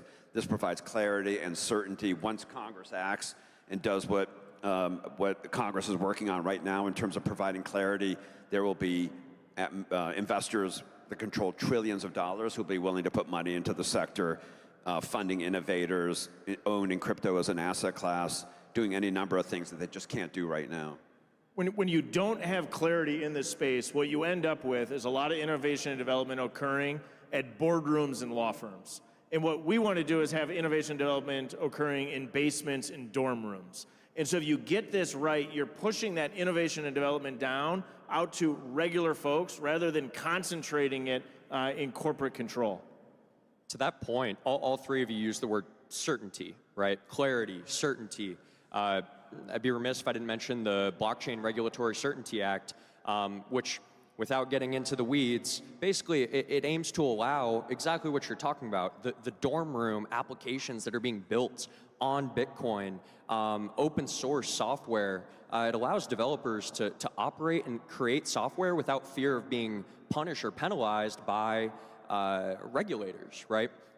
There's legislation. There are things that need to be determined via legislation. Blockchain Regulatory Certainty Act, it aims to solve a very specific regulatory problem that has really hindered people from creating open source software because they're scared that a single person in the bureaucracy is going to decide, oh, they broke this minutia, right? They broke this rule, and now we're going to charge them with a federal crime and throw them in prison.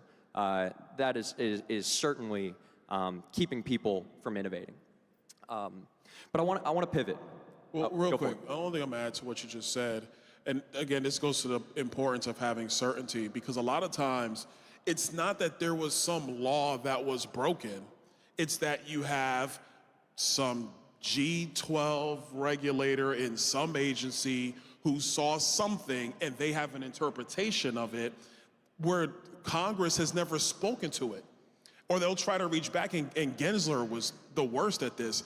You got people who are reaching back to the 33 Securities Act to try to make a determination on technology being developed today. Totally ridiculous, but that's why you have to have what we're going to do here in the next couple of months. I want to pivot here. This is advancing Bitcoin bills in Congress, and the third pillar and the current administration's agenda is a strategic Bitcoin reserve. Congressman Donalds, you've put forward some legislation seeking to codify the executive order on the strategic Bitcoin reserve into law. This is, again, a priority for the administration. It's a recognition of Bitcoin as a strategic asset. There is a companion bill of Senator Lummis's bill, the Bitcoin Act, that is in the House today, that wants the United States to buy 1 million Bitcoin over the course of 5 years. Can you talk a little bit about the importance of Bitcoin as an asset? What makes Bitcoin a strategic asset? And why did you move forward that legislation? Well, I'm going to address one thing. We talked about it in the back. I'm familiar with the Lummis baggage bill. We drafted a bill that codifies the president's EO. The only reason I haven't co-sponsored the Lummis baggage bill is, we get busy, man. There's bills all over DC. So it's not I don't like Nick Begich and I don't like his bill. I actually like Nick Begich. I endorsed him, helped to get to Congress. I think he's great. It's just we get busy, and sometimes you just didn't go to him and say, hey, put me on this. But definitely that bill comes to committee, I'm voting for it. Now to why it's important. Bitcoin has proven to be a holder of value. It's proven it to me, it's proven it really to the entire world. I remember back in 2015 when I was in financial services, I think Bitcoin was trading at 1,100 a coin, 1,200 a coin maybe at the time. And I had clients come to me and they're like, should we buy Bitcoin? And I would sit there and be like, I don't know, the first thing about that stuff, do what you want. If you got to spare $2 grand, have fun. I don't care. But what it has proven over the last decade is that you believe in it. And at the end of the day, anything on this planet that has value because you have a broad swath of people who have a fundamental agreement that this is a holder, whether it was precious metals, gold, silver before, or Bitcoin today. Secondly, of course, there's only going to be 21 million ever in creation? So that in and of itself demonstrates a baseline that can't be eroded by central banks, by debasing currencies, etc. I think the last reason why this is critical we accuse other nations of messing with their currencies, but we have allowed ours to be diminished in purchasing power because the federal government spends far too much money. And we are borrowing the future earnings of the American people to pay for, we're borrowing future earnings to pay for current living expenses. That's what the federal government is doing. So if you know this and we have a debt problem, which we do, the prudent thing to do is try to amass assets that you can hold that have an appreciating value to help offset some of your long-term liabilities. That's why a strategic Bitcoin reserve, in my view, is critical to the United States. I'm going to pass the same question to you, Congressman Style. what does strategic Bitcoin reserve mean to you? Have you thought about this? Last year at this conference in Nashville, President Trump announced that if elected, he would establish a strategic Bitcoin stockpile. And again, 2 months ago, this is what happened. Do you have any thoughts on this kind of being the third pillar of the administration's digital asset focus? It's super exciting. I was talking with Senator Lummis. I've talked with Nick Begich on this. Here's a couple questions, I think, to get in the weeds of how you actually implement this. What is the current inventory of digital assets across the United States? Senator Lummis was talking about this earlier. To get to the answer of that is actually more complicated than it ever should be. If you want to know how your federal government spends money, it should be incredibly transparent and straightforward. As Byron Donalds and I know, it's not nearly as transparent as it should be. We need a broader inventory, and then there needs to be a better understanding of how we are controlling these assets. It's easy to think if your federal government seizes a physical asset, a gold bar, where it's stored, how it's secured. The rules of the road are not nearly as clear as it relates to Bitcoin, to digital assets, to crypto. And so we have to get the building blocks right first, and a lot of us are working in the weeds to get that piece done correctly, which then unlocks a lot of the other really interesting legislation that Senator Lummis and others are working on. Knock off stablecoins, knock off market structure. Hey, Bitcoin Reserve is right there. Faryar, super quickly, does Coinbase support a Bitcoin Reserve? Oh, absolutely. We're a very strong supporter of the Bitcoin Reserve. And I think the way the two congressmen said it is exactly right. The government right now holds billions of dollars of Bitcoin that they've seized through various sort of civil and criminal procedures, and they manage it in a completely non-strategic way. And when Donald Trump came in, and I think looking at it as a business guy, and basically said, listen, we're holding all this Bitcoin, we're disposing of it in ways that have no remunerative benefit to the United States. We have to have a national strategy around this, and he established one through an executive order. He's asked Congress to act on it. The two congressmen here are big supporters of it. We're strong supporters of it. And so I think we'll see congressional action soon, hopefully. We got a few minutes left. I want to talk about bipartisanship. I want to talk about moving bills. Faryar, very quickly, Coinbase got involved with elections. Can you just talk through what made you all take that leap? Well, it's like I said, I mean, we found ourselves in the fall of 2023 recognizing that we were facing an existential threat. We did all the normal things that companies do. We lobbied, we wrote position papers, we did this and that, and we realized that the Biden administration, Elizabeth Warren, Gary Gensler, weren't going to stop at anything until they destroyed us. And so we decided we had to respond. And so ironically, what we did is we helped create the largest single-issue super PAC ever in U.S. history, 175 million. It'll be bigger next year. We also have a grassroots operation at standwithcrypto.org, which by the election day hit 2.2 million members. We're going to support the group to hit 4 million. And our goal, ironically, is to build the largest political operation ever and to take the politics out of crypto. And I think we're on our way to do that. Congressman Style, in order to get anything moved in Congress today, it's got to be bipartisan. We just saw the Genius Act in the Senate get a bunch of Democratic votes. So you're doing work on stable coins, you're doing work on market structure. Eventually, it sounds like Bitcoin Reserve. Talk through your approach on working across the aisle to get these things moving. This legislation shouldn't be partisan. It should be nonpartisan legislation because this is about making the United States of America the location for digital assets, for Bitcoin, for crypto. And if we do this right, the United States of America wins. In drafting this legislation, that is an in-the-weeds conversation with my Democratic colleagues.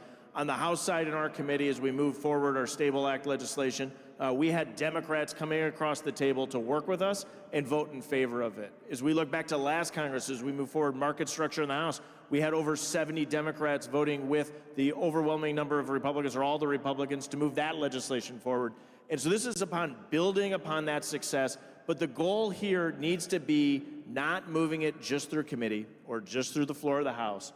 We need to make sure that we get this all the way across the line and signed into law. And to do that, we need Republicans and Democrats together. And who wins? The United States of America wins if we do this right. Congressman Donalds, close us out. Final thoughts, bipartisanship, moving bills, anything you want to leave the audience with? I think bipartisanship definitely can be had, especially on this issue.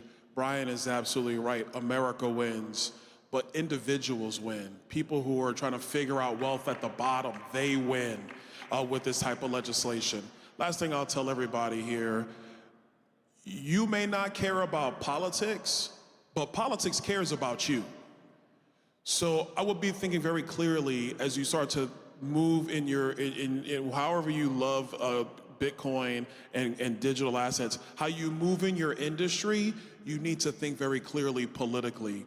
Because the people who have voting cards, I have mine in my pocket right now, those of us with voting cards and how we think about these issues are going to define the future. So you may not care about politics, but trust me, politics cares about you and your industry. Faryar is going to get me in trouble here. We are out of time. Go for it. So one thing for people who don't know, Congressman Dawes is running for governor of Florida. When he wins, if he wins, a tone from the top in Florida is going to be pro-Bitcoin and pro-crypto. So just want to make sure we set. All right, they're kicking us off. Thank you so much, everybody. Thank you for being here.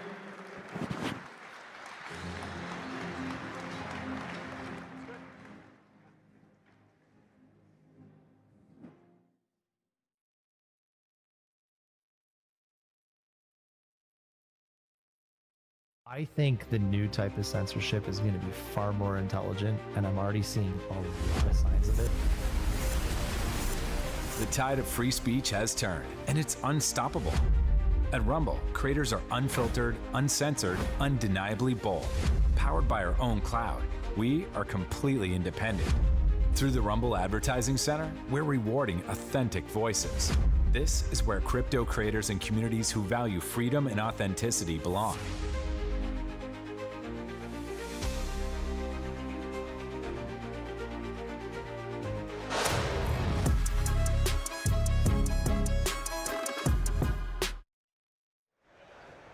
Welcome back to the Bitcoin Magazine News Desk presented by Mara. Industry Day continues to roll on, the largest conference in the world happening here at the Venetian. You just heard advancing Bitcoin bills in Congress and still more to come. The grand finale, we've got David Sachs coming up as well as Donald Trump Jr. taking the stage here to break down. We've got our all-star panel again, Tracy Hoyos, Lopez, Keith Amon, and Sean Hagan. Want to turn the topic to the grassroots movement that is happening across the U.S. right now at the state level. We just heard from someone who could be the future governor of Florida. Now there's activity also at the state level to pass pro-Bitcoin and pro-crypto legislation. So Keith, why don't I turn it over to you? You passed the strategic Bitcoin reserve, the first at the state level in New Hampshire. Yeah. Tell us a little bit about that process. What did you learn, and how does this become a statewide or a nationwide movement? So our legislation is enabling. I'll have to make that clear from the beginning. So it's a baby step in the right direction. We have Arizona followed, New Hampshire about 24 hours or less than 24 hours. It was a tight race. It was tight, and we knew they were coming. We wanted to be the dark horse. Really? Okay, interesting. And then so there was pressure. There was pressure, yeah. And so there was some behind-the-scenes maneuvering that was kind of fun to watch. Okay, interesting. You know, getting it to the governor's desk. But it was fun to be first. Texas, Greg Abbott tweeted out about their bill passing their house, so that's a good sign that he's going to sign it soon. And so I think every state should look into it. And I have this little debt clock here. I don't know if the camera can see it. Maybe they can zoom in. Yes, we've got to zoom on that. This is Thomas. What are we at right now? Thomas Massey's. Well, this is according to the Treasury Department, 36.2 trillion, but I think it's closer to 37. Well, maybe you could tell us a little bit about what got this successfully over the line in New Hampshire. How were you able to unite people across the aisle?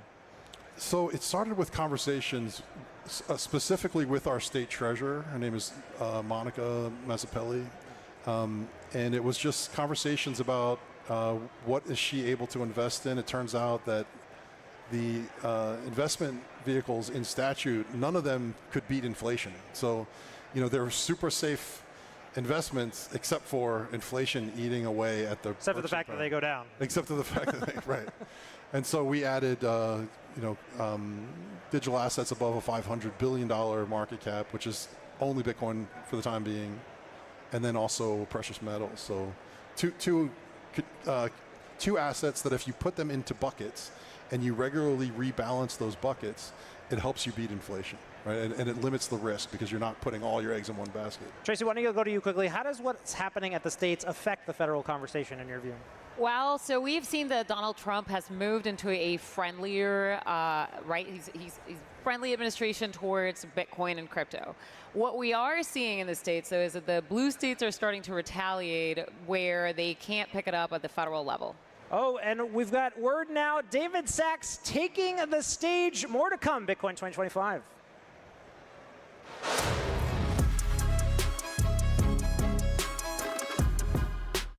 That you'd be in the jailhouse than the White House. That's where crypto was back then. This is true. That was the line of the summit, by the way. And I think the president appreciated that because he similarly was facing lawfare a year ago when his political enemies were trying to put him in prison for 700 years. And so I think he really understood the plight of the crypto community because they were being subjected to the same kind of unfair persecution that he was. Well said. Yeah, I think a year ago, this time of year, I think the president was still a candidate. He was engulfed in lawfare. Biden was apparently sharp as a tack. J.D. Vance was still a senator. And then something really remarkable happened. Like, obviously, the war on crypto, and we can go into the details, but Operation Choke Point 2.0, how many bank accounts did we lose? How many what? Bank accounts did we lose? Oh, we lost, we were losing a bank account every other week in the year of 2023, and we were down to literally our last bank account for wires and last bank account for ACH. And if we had lost either one of those, it would have been game over. So that's how close Pocahontas got to taking us out. But, okay, so I think it's really important to go back in time a year because it's hard to imagine it's easy to forget how bleak it was. There's the war on crypto, there's Operation Choke Point, there's all this stuff happening. But then one thing happened, two things really, but one thing. You and Chamath courageously hosted a dinner for President Trump at your house in San Francisco, in the heart of enemy territory. And I think that really started a preference cascade in Silicon Valley. So David, what did you think about that event? Yeah, this was June 6th of last year. I remember that date because that happens to be D-Day, and it felt like this was kind of a big event in San Francisco. It was right on the heels of that whole sham trial that they put the president through, where, I don't know if you guys remember this, it feels like so long ago, but the Democrats tried to brand President Trump with that whole convicted felon label as the way they were going to try and win the election. And he had to spend a couple of months kind of locked up in this courtroom in this sham for the past couple of months. And so in any event, on the heels of that, he came out to California and to do our event, and then he went to LA and did a couple other events. And no one knew exactly how he would be received, especially in liberal San Francisco. And for the week before the event, the media in San Francisco had tried to gin up protesters to show up. But all along the motorcade, when the president came to eventually arrive at my house, there were demonstrators all along the side of the road, but they weren't anti-Trump. They were all pro-Trump. Yes, and true. Thousands of them. And the first thing the president said when he got out of his car was, "Am I in the right city?" Right. And we knew right away that there was some huge vibe shift going on because all the energy was pro-Trump, even though the Democrats had tried to do this whole convicted felon hoax. So right then we knew something was changing. Yes, definitely. And then I think that your dinner was in June, and then President Trump keynoted this conference a month later last summer in Nashville. And I just remember I was in the audience for that. Wait, before we get to that, can I tell a funny story about at the dinner? Please. So the president, he's hilarious, as you guys experienced, and so he basically did a speech at our house. We had about 100 people there, and it was kind of like having a Trump rally in your living room, and he would go up there and he would just talk to us. And he would pick people out of the crowd and just start, saying things. And For some reason, he took a shine to Tyler and Cameron right away because he picked you guys out. And he said, as I recall, something like, I know you guys really created Facebook. I know it was really you guys who did that. And yeah, I know you didn't win that court case, but it's okay because you guys got dealt a lot of cards. You're very rich, very handsome. You got dealt a lot of cards. Supermodels with big brains, right?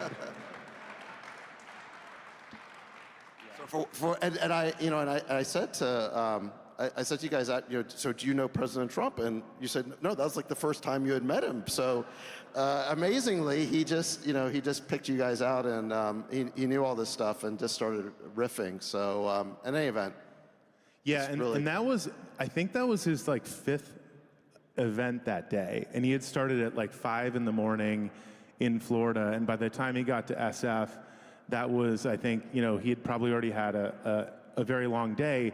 And I remember, I mean, he just kept going. I mean, he would have stayed all night probably if his staff hadn't said to leave, which is so different and so authentic than other politicians who sort of come in, mail it in, get the money and go.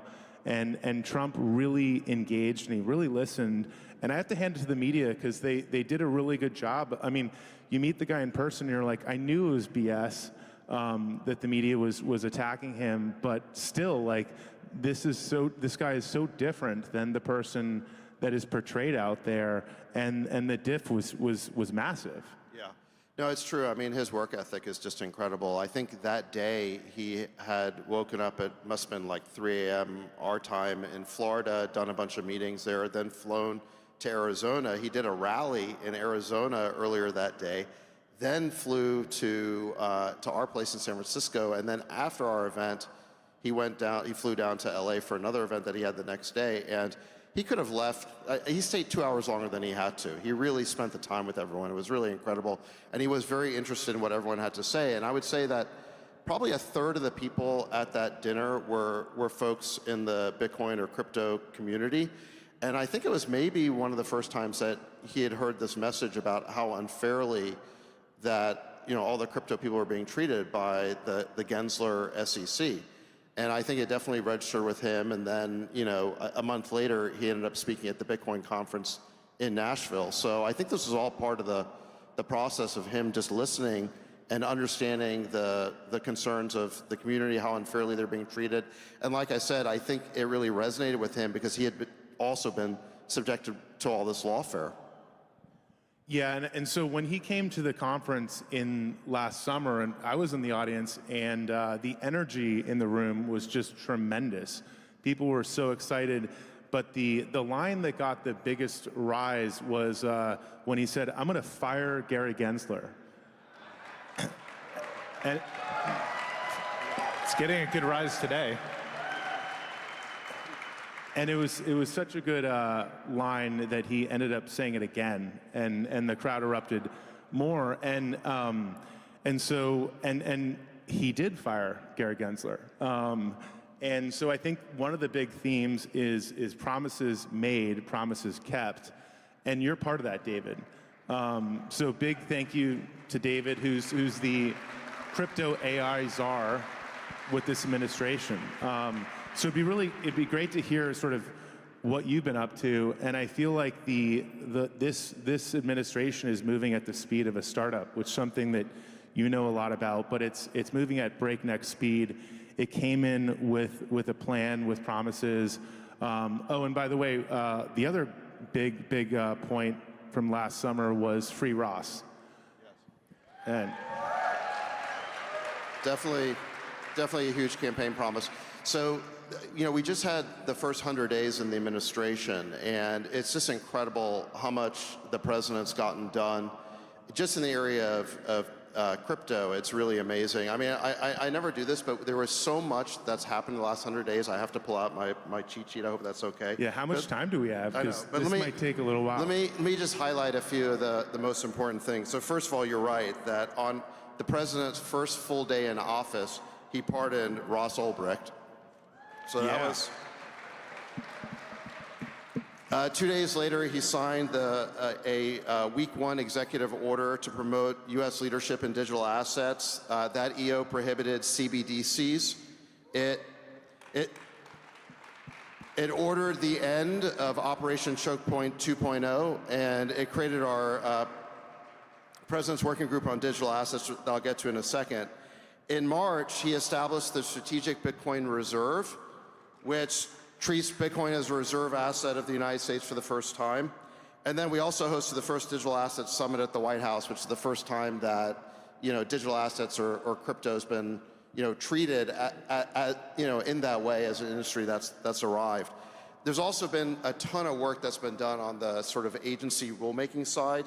The president rescinded the IRS's DeFi broker rule. We rescinded SAB 121, which effectively prevented banks from getting into custody of Bitcoin. The DOJ ended its legal actions against digital asset firms without telling them what the rules are. I mean, we had this approach under Gensler where he would say, well, just come in and talk to us.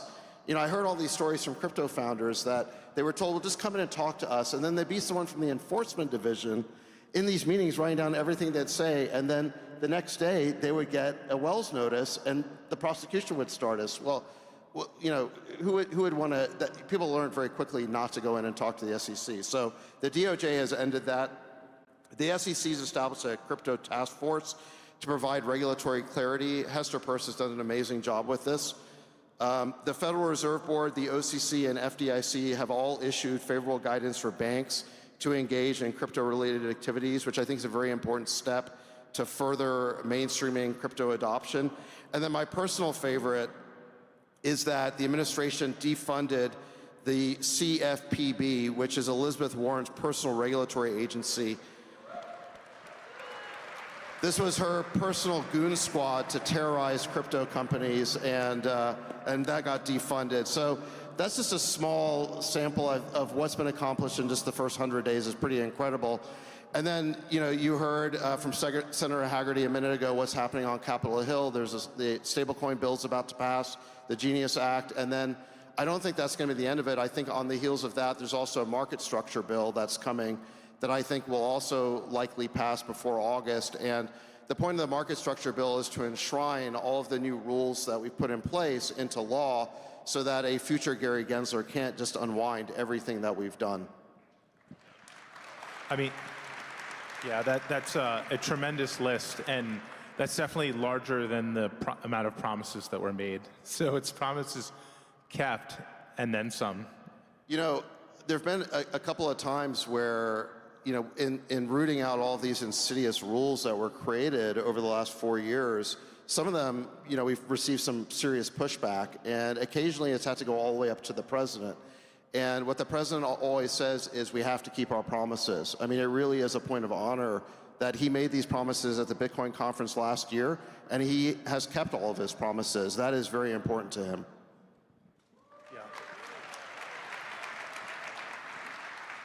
Yeah, the other thing is that strikes me is that we always want startups coming out of dorm rooms, not the boardroom of a law firm. And that's been the state of play in crypto, in our industry, in Bitcoin for the better part of the last decade. I mean, we feel like we've been building into a headwind for a decade, and now finally we're building with a bit of a tailwind. And what does that look like? And I always view the Bitcoin price as a proxy for how early it is. And I think we think that Bitcoin is obviously orange is the new gold. So Bitcoin is gold 2.0. And that's been true since day one. And so at $100,000 Bitcoin, that's exciting. But if you take 21 million into the above ground market price of gold, really it should be $1 million a coin easily, and then some. So we often talk about baseball games as being sort of the metric for how early things are, and we're literally in the first inning. And let me tell you, this game's going to overtime. So buckle up. Well, I don't want to measure, what we accomplish exactly through price levels. I guess I want to measure it through innovation levels. But I will say that I did notice that Bitcoin just hit a new all-time high the other day, and that was great to see. Yeah. I don't think it's a coincidence. It's not, yes. I mean, look, at the end of the day, we see that blockchain, Bitcoin, crypto, this is the financial system of the future.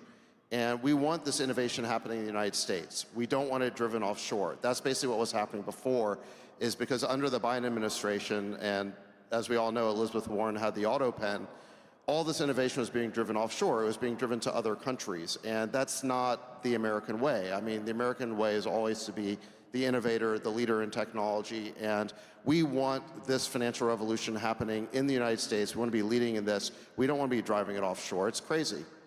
Yeah, and I think the U.S. capital markets are the most vibrant, deep, liquid markets on the planet. And a lot of that, the stage for that was set 100 years ago when securities laws were first passed in 34. And I think we have this opportunity now to set, for the next century, laws that enshrine the right to self-custody, peer-to-peer transactions. Not that long ago, in 1933, FDR passed an executive order that confiscated gold. You actually couldn't hoard gold or hodl it, in our parlance, and you actually had to turn it in. And that was less than 100 years ago. So really, I think we're on the cusp of enshrining these human rights, this right to property rights, digital property rights in Bitcoin. And I'm very excited. And I think the work that you are doing and this administration's doing is setting up that next century of innovation. So again, definitely very grateful for all that work that you've done, David, there.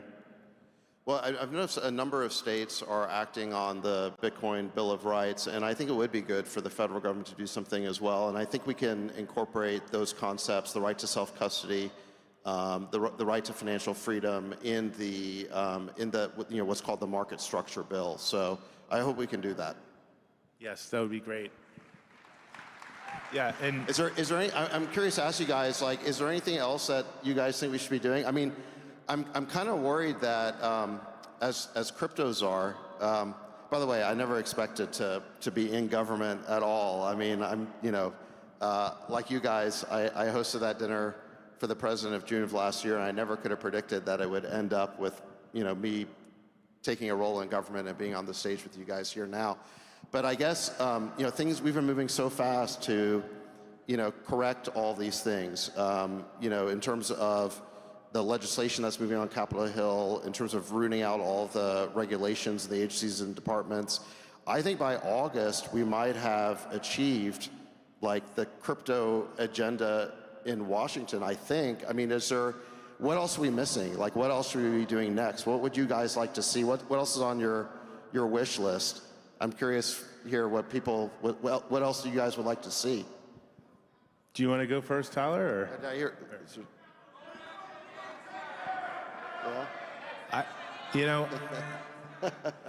Something about capital gains tax. No. I think it'd be great if the U.S. government started proactively acquiring Bitcoin. What do you guys think about that? That's about as big a rise as Fire Gary Gensler getting last summer.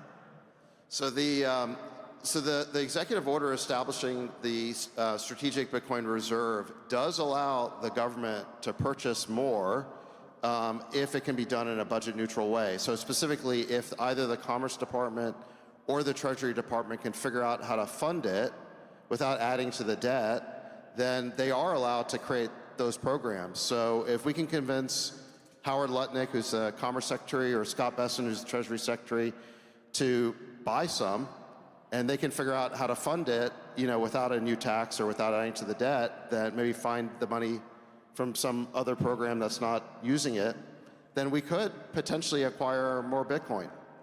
Wow, love it. That sounds.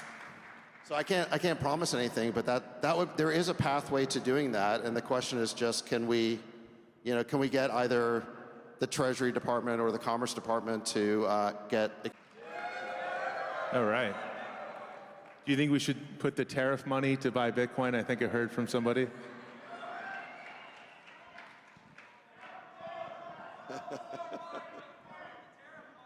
Yeah, okay, buy the dip. I have Bitcoin with the tariff money. Cool. So what do you think so one of the things, David, I think also is the AI crossover with Bitcoin, and I think talking about building like financial infrastructure in the US and how that's an issue of national security and innovation. And Bitcoin mining, for example, the GPUs, those are the same chips that power AI. And I think it's really cool that they're all sort of meeting together. And how do you think about like the next 100 days or the next couple of years? Well, definitely one of the common denominators between AI and crypto or Bitcoin is that you do need energy, you need power, you need electricity. I mean, you need electricity to power GPUs for AI data centers, and you need it for Bitcoin ASICs to generate hash power. So this is something that we definitely need to do more of in the United States. We need a lot more power to basically fuel this future of AI and crypto. And I think the president definitely got us off on the right foot by, with drill, baby, drill. He definitely wants to unleash oil and gas production in the U.S. So that's a huge part of it. Yeah.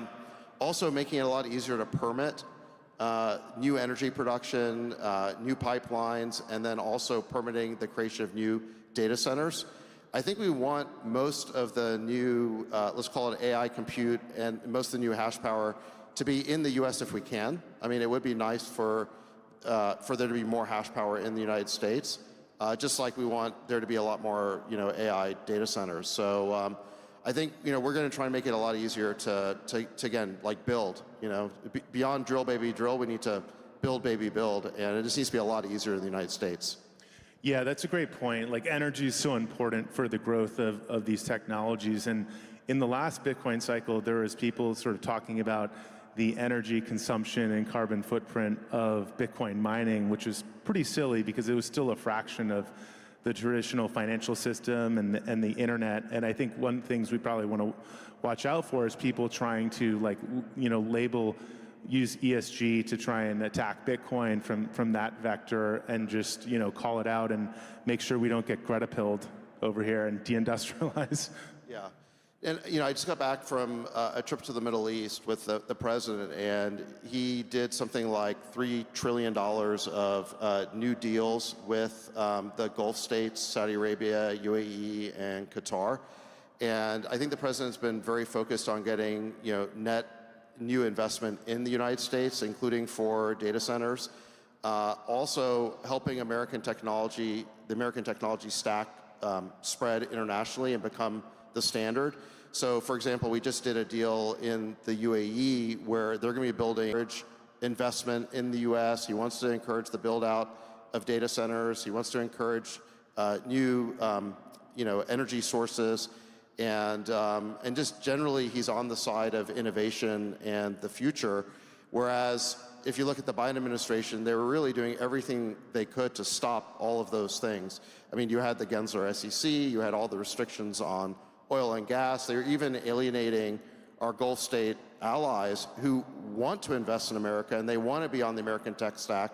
And the Biden administration was doing everything they could to limit the export of American technology, forcing those countries to potentially choose Huawei. It just didn't make any sense at all.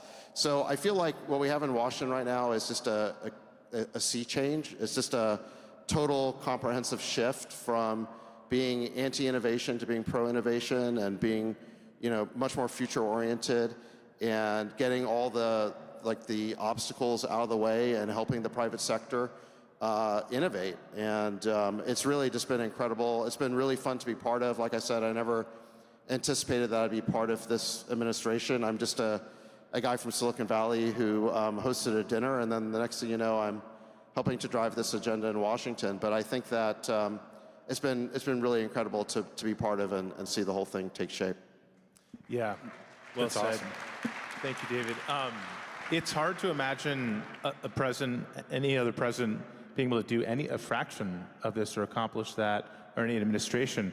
And we're just over 100 days, so it's pretty amazing that we still have a lot of time left.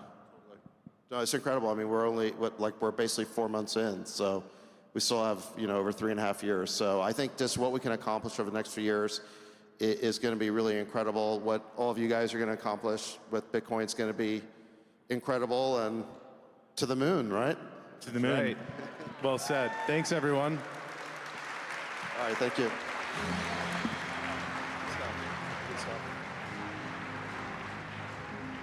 If a Bitcoin was the size of a quarter, all 21 million of them would fit inside a single shipping container. But to fit the dollars the Fed prints on average every day, you'd need 72 shipping containers. Each year, you'd need 26,280 containers.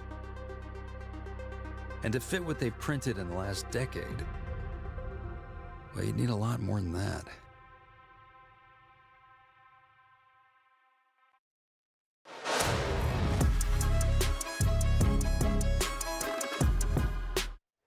Welcome back to the Bitcoin Magazine News Desk presented by Mara. It's Industry Day at Bitcoin 2025 winding down as we head into tomorrow, the largest Bitcoin conference in the world about to start. You just heard a fireside chat with Cameron and Tyler Winklevoss and David Stacks. Still to come, stick around. Donald Trump Jr.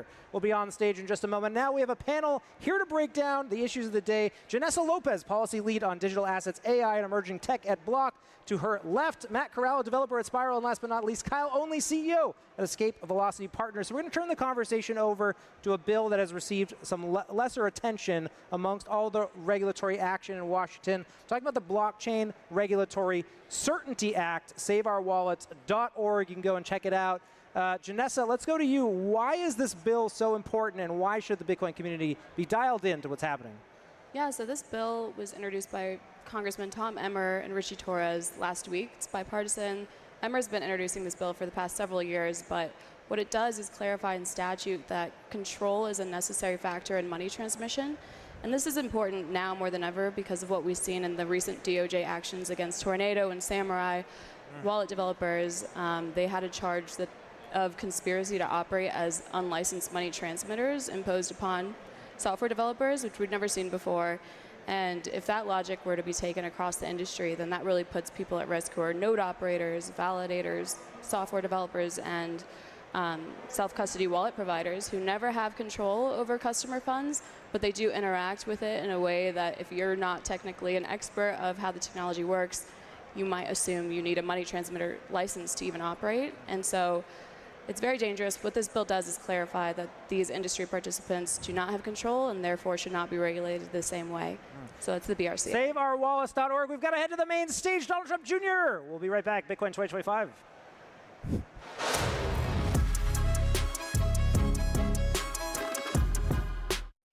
So what's up, Bitcoin 2025?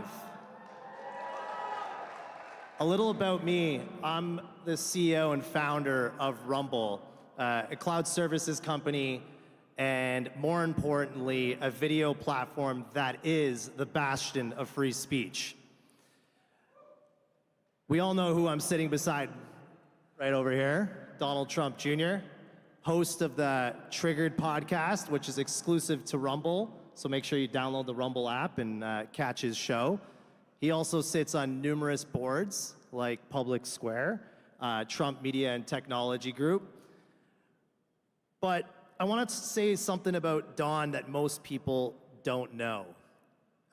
About 5 years ago, 2020, it was the election season, and free speech was eroding faster than you could possibly imagine. I saw it firsthand. There was 3 people that actually fought behind the scenes relentlessly and didn't ask for anything in return. One of them was Congressman Devin Nunes, who's now the CEO of Trump Media and Technology Group. The other was Dan Bongino, who's now the Deputy Director of the FBI.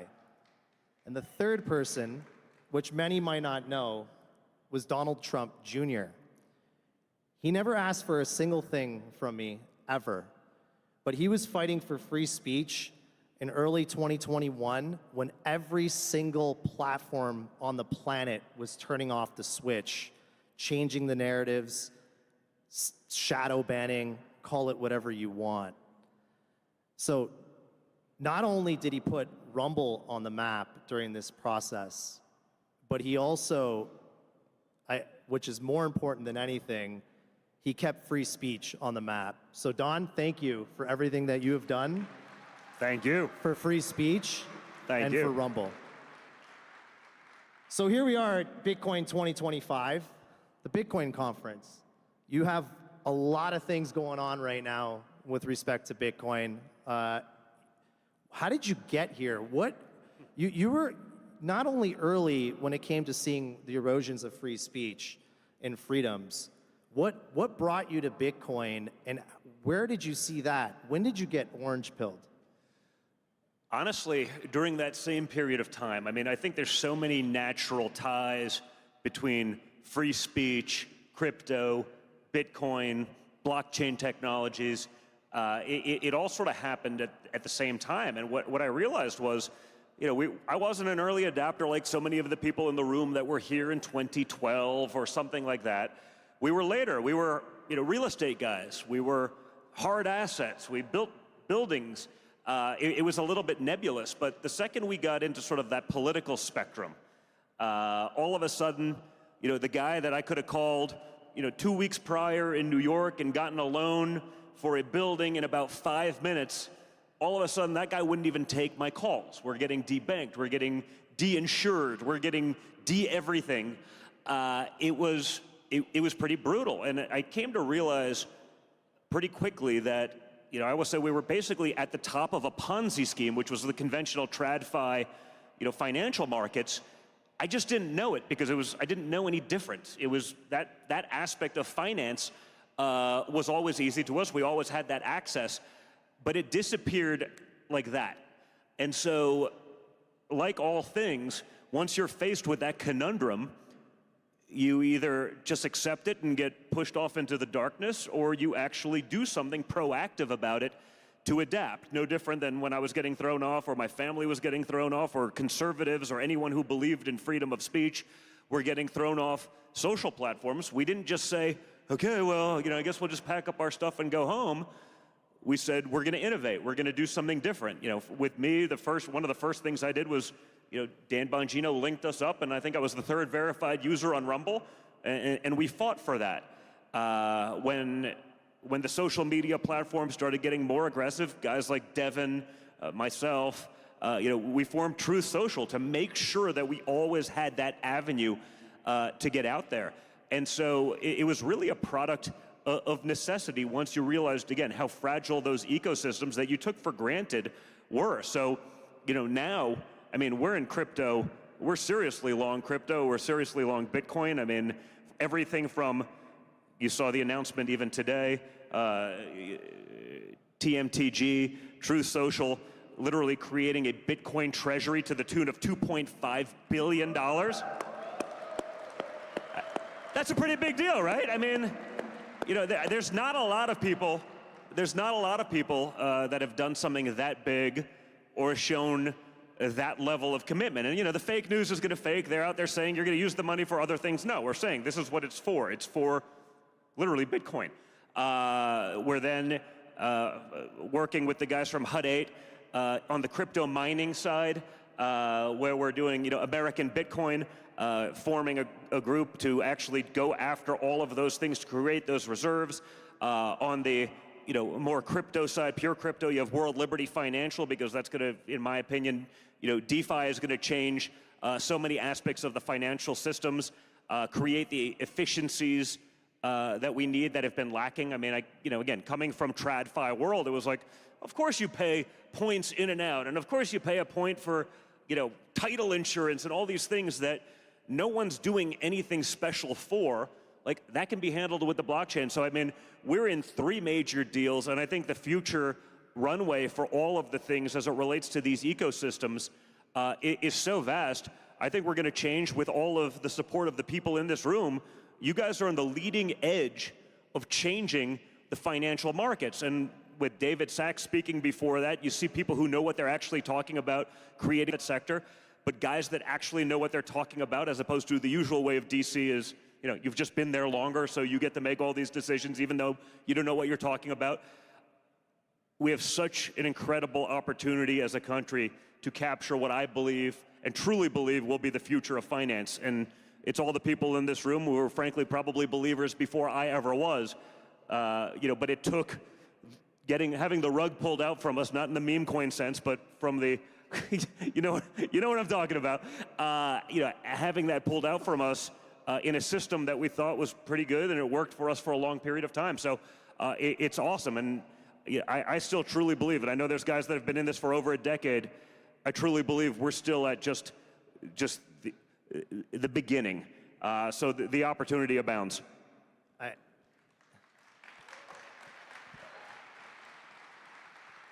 I absolutely agree with that last comment. We're at the very beginning. People might know that Rumble also has adopted the Bitcoin treasury strategy. And today, the announcement with Trump Media Technology Group adopting the Bitcoin treasury strategy and going to buy $2.5 billion, not million, $billion, I think is probably one of the largest raises we've ever seen in the public markets, aside from MicroStrategy and a few others. But when do the floodgates open up? I've always been of the thought, Rumble was one of the very first companies to adopt it that wasn't in the Bitcoin space. We decided that we're going to start bringing Bitcoin to our creators, bring it through tipping, through the Rumble wallet, which will launch in Q3. And we decided to step into it with the strategy, but we weren't a Bitcoin company to start off with. We're a free speech company. When do you think companies like Rumble and like Trump Media and Technology Group, when do they follow suit? Is it going to, I've always been of the opinion it's going to start slow and then it's going to be all of a sudden everyone is going to jump in. I actually think we're almost at that all of a sudden moment. You see what's going on, even, again, the traditional banking system. All of a sudden, now there's an ETF that you can do this, and there's another way you can do it. They were reluctant adapters because I think they view a lot of these technologies as a threat to this, right? I went to Wharton. I graduated in 2000, conventional business school, banking at the time. There's a lot of guys I know, smart guys, good enough, whatever it is, but they're making a lot of money to do not a lot of work, pushing paper across the desk. And I think so many of these things can be so simplified, so expedited, and really shake up that entire system. There's always going to be a reluctance to adapt to that, but there's also going to be a point of necessity where they can't put it off anymore. And so I literally, every day when I see someone else sort of adapting this or taking on a little bit, I think we're at the point where those floodgates are going to open, if they haven't already. So I think we're there right now. So for the last 5 years, we've been, when I look at Bitcoin, I look at Rumble, I see the same thing. For 5 years, we've been relentless attack by corporate media, hit pieces, fake news, you name it, everything thrown at us. The same way Bitcoin has everything thrown at them. They have laws coming at them. They have, for the previous administration, now thankfully we're in an environment where the current administration is extremely pro-Bitcoin and pro-crypto. But what is it going to take for like a Google or an Apple or one of these large companies to make that move? Or even the banks? Well, we're starting to see a little bit of that, but like we're disrupting their entire ecosystem. The same way Rumble is disrupting corporate media, Bitcoin is disrupting the entire financial ecosystem. And how much of a beating can corporate America take on that before they turn and say, you want to know what, we need to jump in like ASAP? Again, I think some people are going to take more than others. Some people have a little bit more runway. They can perhaps get away with it. But I think the reality is the latest adapters are going to fare the worst. The people who are able to understand the technology, the people who are able to say, hey, we just have to accept that things are going to be done differently and create those efficiencies that they can then pass on to the markets.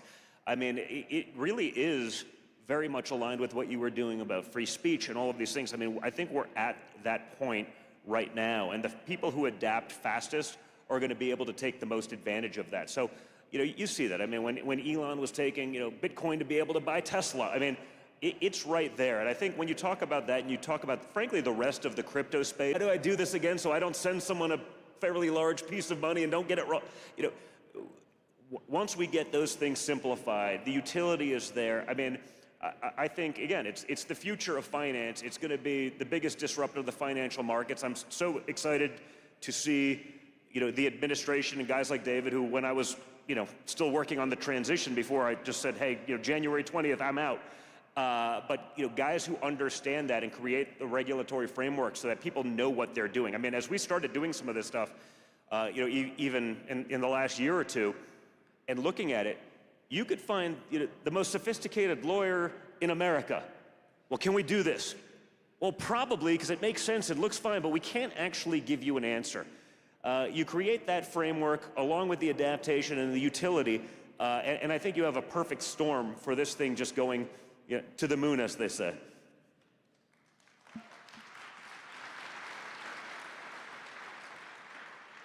So at Rumble, I would say for us, one of the big inspirations, the main inspiration for us jumping into the Bitcoin strategy reserve was the new administration.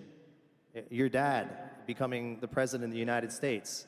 It gave me all kinds of confidence that the new administration would do all the right things when it came to legislation and allow us to give clarity to the community on crypto. So here's a little bit of a personal question. Did you orange pill your dad? Well, I think honestly between my brother and I, probably definitely did some of that and took him through it again. I mean, this is a guy that was a hard asset real estate guy forever, and then he was in DC and he wasn't focused on the business.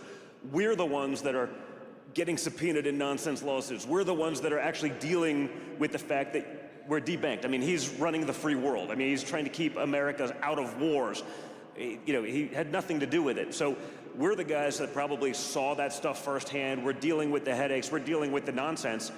And so I think, we probably maybe got there a little bit before him. And once we started explaining to him the potential, as you know, I mean, he's a quick study. He'll figure it out. He'll find the flaw. He'll figure out the thing. He then got it. Really quickly. And I think it was a big shock to him. I think what we saw, again, whether it was free speech, whether it was what happened, on the social platforms, whether you could literally cancel the leader of the free world, the most powerful man in the world, you could cancel him on a dime, and that was controlled entirely by tech companies as influenced by the Democrat Party. I mean, you saw that and you realized just how fragile these systems are, just how quickly they can be turned off. And so, as a guy who is a serious innovator, I mean, he sort of did things before everyone else. He saw ideas before everyone else. He implemented them, and the first guy to do branded real estate. He was really successful in that. And then he saw an opportunity in television, parlayed that into the presidency of the United States. I mean, he's a guy that gets these things. He sees even the things that he may not be all that familiar with. He gets it so quickly that I think that's the opportunity. I mean, I sort of laughed when during the last presidential election, he's like, I get it. Like, I'm all in on Bitcoin. I'm all in on crypto. I want to make sure these things happen. And then you see sort of the other campaigns, Kamala Harris jumping in. Well, I'm all in Bitcoin. Like, I would pay money, like a lot of money, like maybe my entire crypto wallet to be like, please just let Kamala Harris explain like blockchain technology, because like everyone, that would be the greatest word salad in the history of Kamala Harris word salad.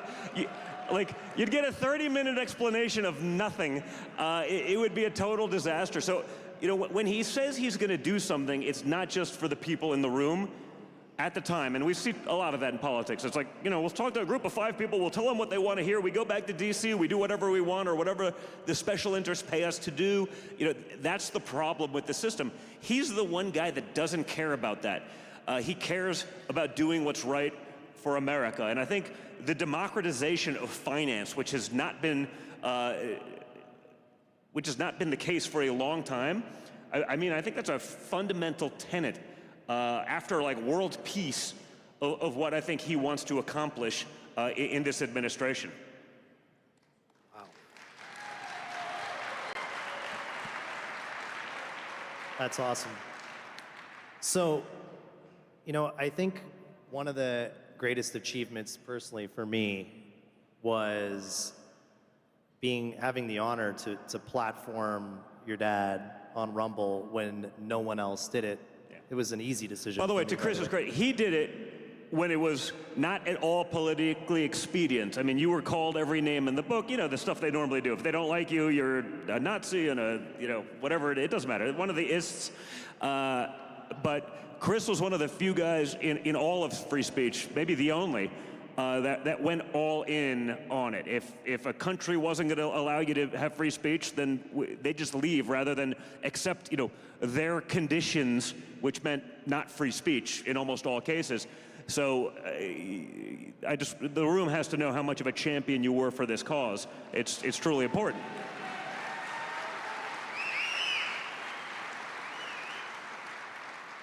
Thank you.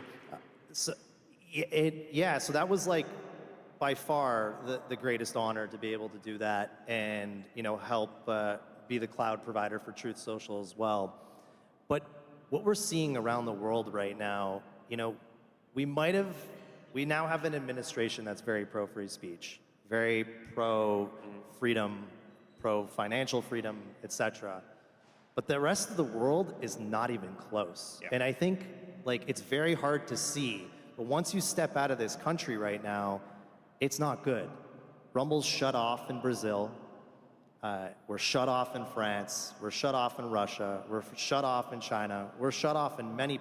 And to me, that was a really significant moment and a significant speech when it comes down to what I think is the greatest and one of the most important human rights, freedom of expression, free speech, which is, by the way, in the UN Universal Declaration of Human Rights, the UN Charter, Article 19.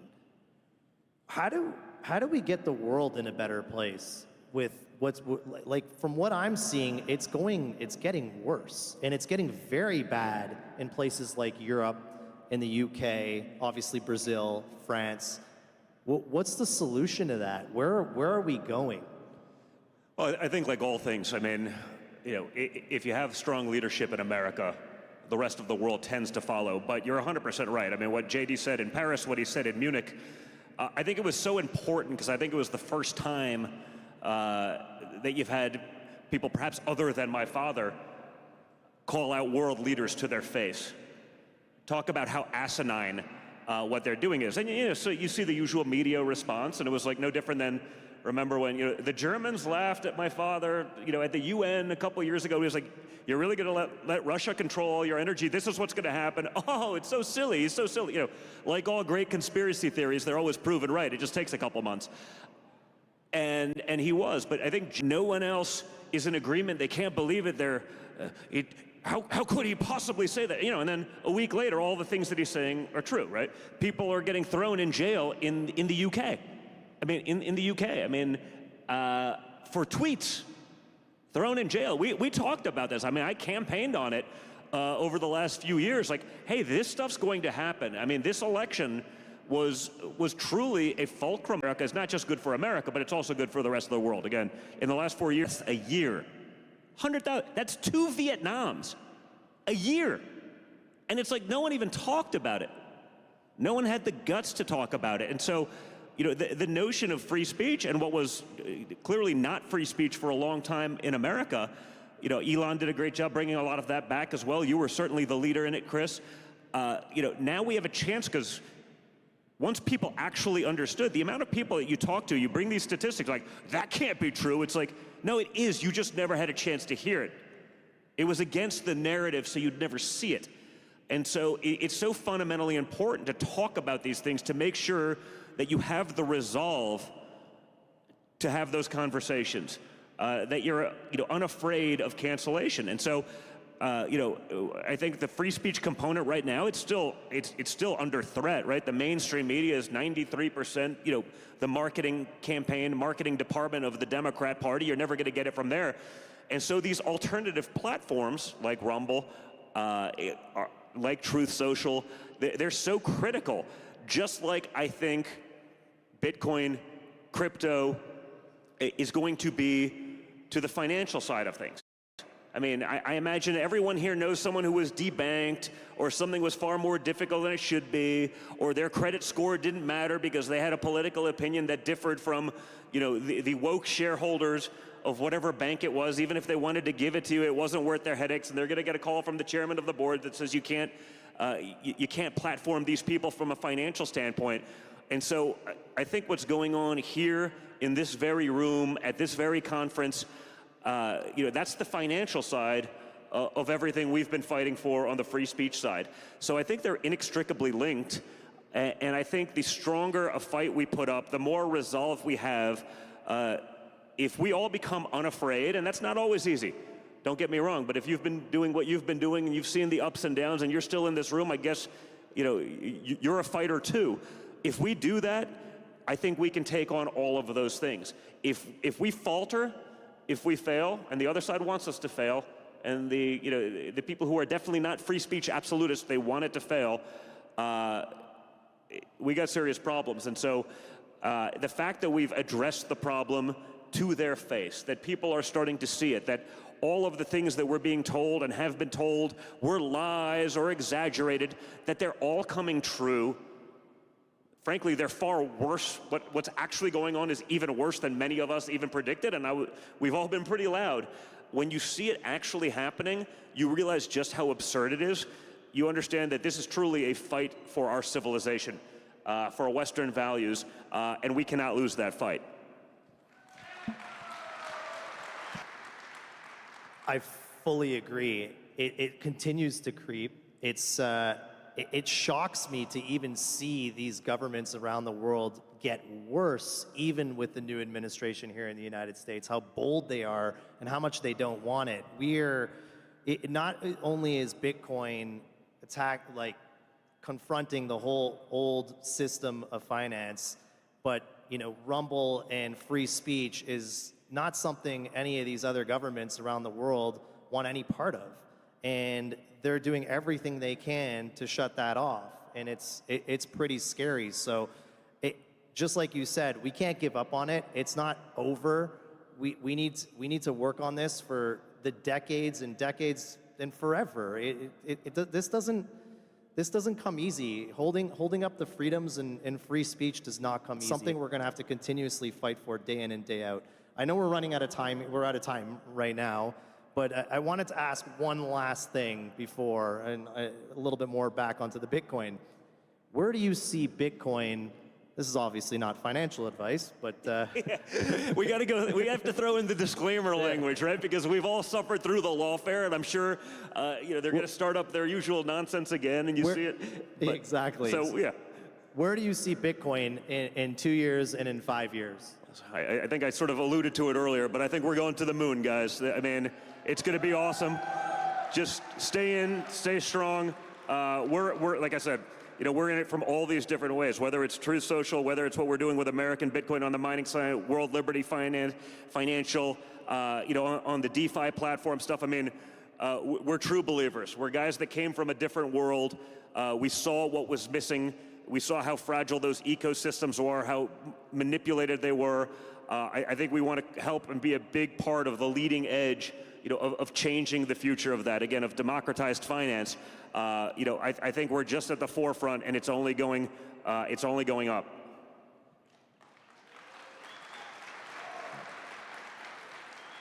There'll obviously be some dips, okay? Because someone will say, "Oh my God, he didn't say," But if you're hanging in, it's going to be awesome. I truly think, and I think once you create the regulatory framework to keep that stuff in America, to not ship this incredible technology, ultimately what I believe to be, literally the new financial sector of America, to other places, to have that here in the United States, I think is critically important as well. All right. Well, Don, thank you so much for coming up on stage and talking to everyone at Bitcoin 2025. Thank you for helping put Rumble on the map. And most importantly, thank you for everything you've done for free speech. Thank you. And thank you all for all of the support. Thank you, guys. Like I said, the support from the community has been so epic. I just want you guys to let you know how much we truly appreciate it. And we're going to keep creating, we're going to keep innovating, we're going to keep fighting. So let's go. Thank you, guys.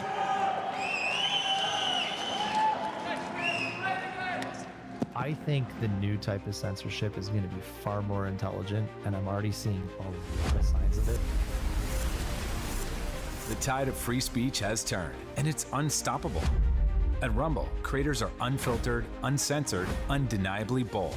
Powered by our own cloud, we are completely independent. Through the Rumble Advertising Center, we're rewarding authentic voices. This is where crypto creators and communities who value freedom and authenticity belong.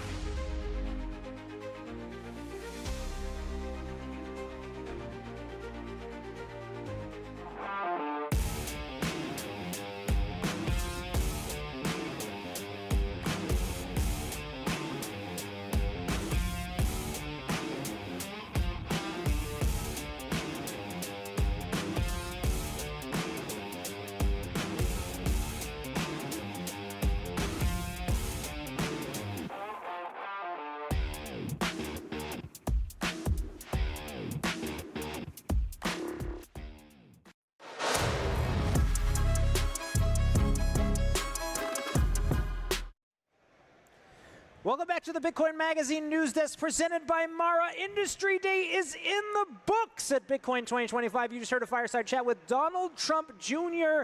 bringing the quotes and the enthusiasm, saying a perfect storm for Bitcoin to go to the moon is brewing, saying it's going to be awesome, saying we have an incredible opportunity as a country to capture the future of finance, quote, on regulation. We're once again joined by a panel of special guests here, Matt Corallo, developer at Spiral, and Kyle Only, CEO of Scape Velocity.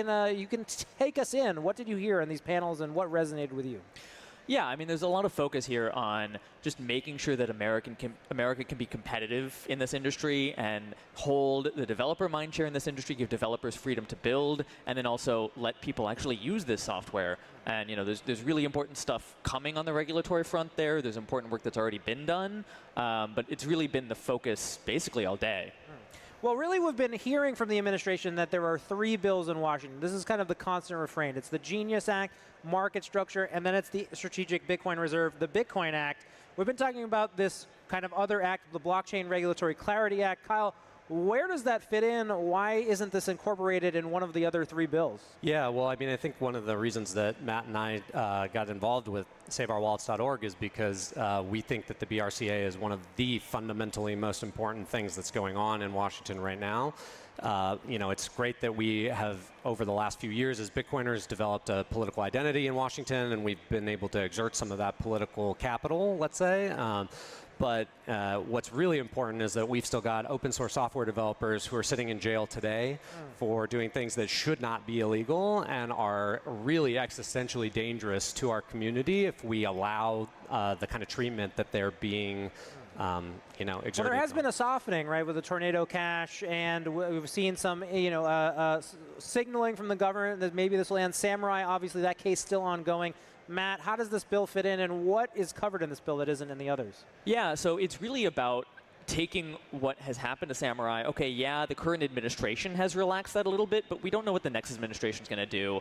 Maybe explain a little bit for the folks at home what Samurai is. Yeah, so Samurai was this wallet that was a mixer, but they were totally non-custodial, right? So there was an open source wallet that you ran on your phone. It was a mixer, and so there was this service operator that was operating the service, but they weren't involved in touching your money at all. They were arrested, thrown in jail for operating the mixer, but also charged specifically with saying, even though you were running a non-custodial wallet, the fact that you were operating the service associated with it means that you had to do KYC, AML, all of the usual stuff that you have for a custodian that really just didn't make any sense. They couldn't do it. They shouldn't have needed to do it. They shouldn't have been charged with this. The government, the new administration, the Trump administration has now walked that back and said, look, that part of the charges, maybe they didn't make sense. We're going to drop some of those charges. But we don't know what the next administration is going to do. And I'm a software developer. I'm sitting here talking about building stuff. And if in 3 years the next administration is going to try to throw me in jail for running, a Lightning service provider, an Arc service provider, all these scaling things that people want to build, I'm not going to be able to run them in 3 years under the next administration. So we really need to get the law changed now while we have the chance so that this can't happen again. Yeah, and I would just add on to that and say that I think it's incredibly important for Bitcoiners to understand that none of us are free until all of us are free. If people who are writing open source software, which is, this, well, I shouldn't say the Supreme Court, but there have been judicial rulings that show that open source software is free speech. We should be living those values in this country, and we should be supporting those values in the entrepreneurial and business community, right? So just to be crystal clear here, the fear here is I'll be able to run some software, I'll be able to run some program, it'll allow me to move my coins around, obtain some privacy, and this might be deemed illegal? Yeah, and not just obtain privacy, right? It really affects every type of Bitcoin wallet. Everyone is talking about how we have to scale Bitcoin, how we have to enable people to do cheap transactions, fast transactions. Guess what? All of the protocols, all of the designs we have for how to do that, of which we do have many, they all require some kind of ancillary service provider. There's some, maybe it's centralized, maybe it's decentralized. Maybe you send a Lightning transaction, it goes through routing. Exactly. Network. Routing nodes, but there's various different protocols here. They all require something, and all of them are at risk under this potential regulatory regime. And under the next administration, they're all at risk unless we get the law changed so that it's clear and this isn't a risk going forward. Well, I'm curious because I hear the dialogue from Eric Trump and Donald Trump Jr. and they're being very clear. They want to make the regulation accommodating for the industry. They want to stop this overreach, and they do feel like the prior administration was harassing the industry unfairly and trampling on the rights of developers. It sounds like we're saying that maybe these words have to actually be codified in a different way. Kyle, is that what's happening here? Yeah, well, I mean, anybody who's familiar with U.S. politics will understand that it's great that, we can get, pardons for somebody like Ross or, for the Samurai and Tornado Cash developers, like in the event that they end up getting some form of clemency. That's wonderful. Like, we all would support that, obviously. But it's not sufficient for us to, kind of be in a situation where people have to get thrown in jail, spend many years of their lives fighting against false charges in order to then, ultimately get the sort of freedom that they should have enjoyed from the jump. So getting this codified in law is very important, and I think Matt and I and many others would say that this is among the most important priorities in Washington right now. So Donald Trump last year gave the keynote here famously, gave the industry a list of promises. One of those was the right to protect self-custody. Does this go beyond self-custody? Is that too narrow a definition for what we're talking about? I think this level with these Bitcoin rights bills passing in a lot of states, including the right to self-custody. Does that offer people protections, or do we need a federal law? Kyle? I think it needs to be federal, frankly. And I think that, this bill, the BRCA that, Tom Emmer's put forward is literally about as clean a bill as you're going to get in Congress. I mean, for, again, people who are familiar, these things are usually laden with pork. It makes it very challenging for people to get on side, join the coalition. This is like a one-page bill. It will literally take you, if you're not familiar with it, go read it. It will take you maybe 90 seconds to read the bill. It's abundantly clear. They're just trying to make it so that people who are engaging in open source development, where they are non-custodially touching coins and providing services to enable better scaling and usage of the Bitcoin network, can be sure, they can have certainty that they're not going to get thrown in jail, prosecuted, or in other ways be molested by the government. And just to really hit it home to everybody why this is an important issue, we need people to self-custody their Bitcoin, right, Matt? Yeah, I mean, look, if we're, what's the whole point of Bitcoin if people can't have access to self-custody? I mean, yeah, sure, many people are going to use custodians. That's great. Custodians offer a useful service.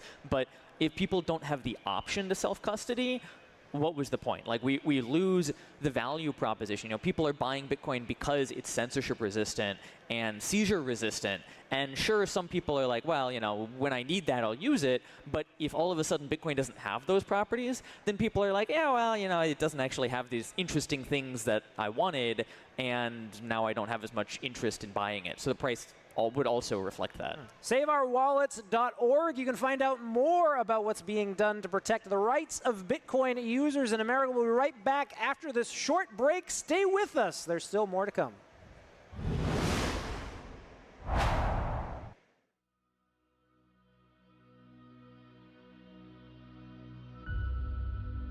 What is the key to progress? Is it more machines, more money, more buildings? Or are those just the outcomes?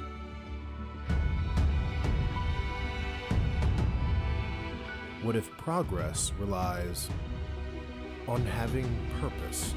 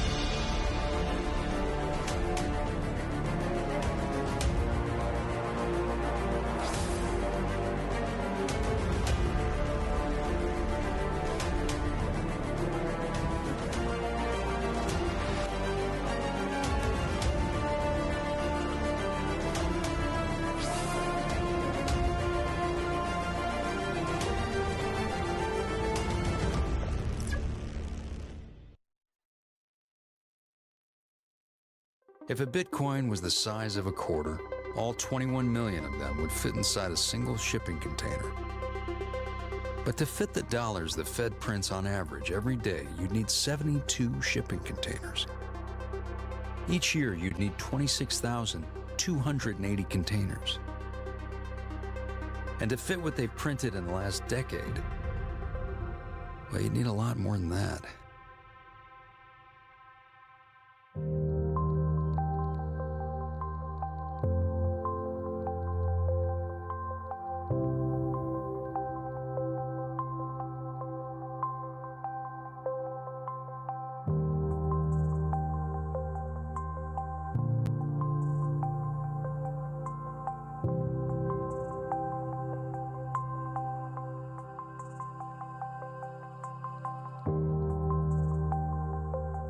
I think the new type of censorship is going to be far more intelligent, and I'm already seeing a lot of signs of it. The tide of free speech has turned, and it's unstoppable. At Rumble, creators are unfiltered, uncensored, undeniably bold. Powered by our own cloud, we are completely independent. Through the Rumble Advertising Center, we're rewarding authentic voices. This is where crypto creators and communities who value freedom and authenticity belong.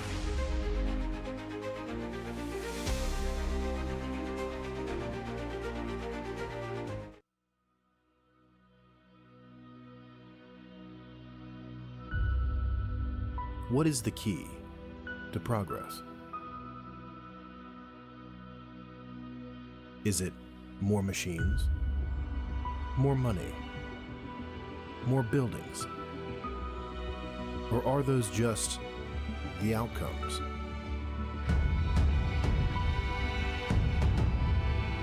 What if progress relies on having purpose?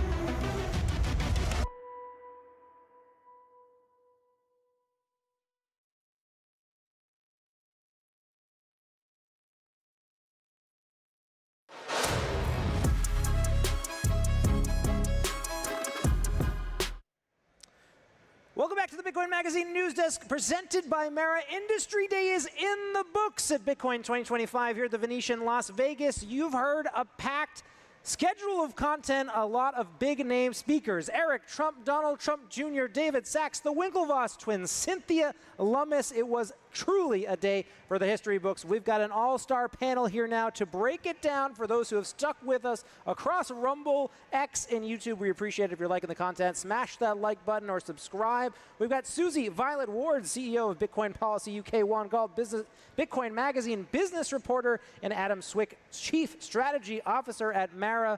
It was a packed day, a lot of excitement, a lot of headlines. News was made.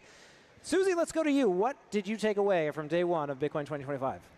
The most interesting panel that I was obviously one that I was on was about Bitcoin mining origin stories, and it was the journey that Bitcoin mining has actually gone on. So starting off from something that was very risky, the volatility, having to manage that, the efficiency gains, and I just thought it was fascinating because mining is obviously going to be the most important Bitcoin part. once mined on laptops, now Yeah. being processed in data centers. Of course, on the floor here, you'll see no shortage of mining equipment and accessories. It has become big business. I think there are several shipping containers back there with different products and services. One, we've heard Susie's takeaway.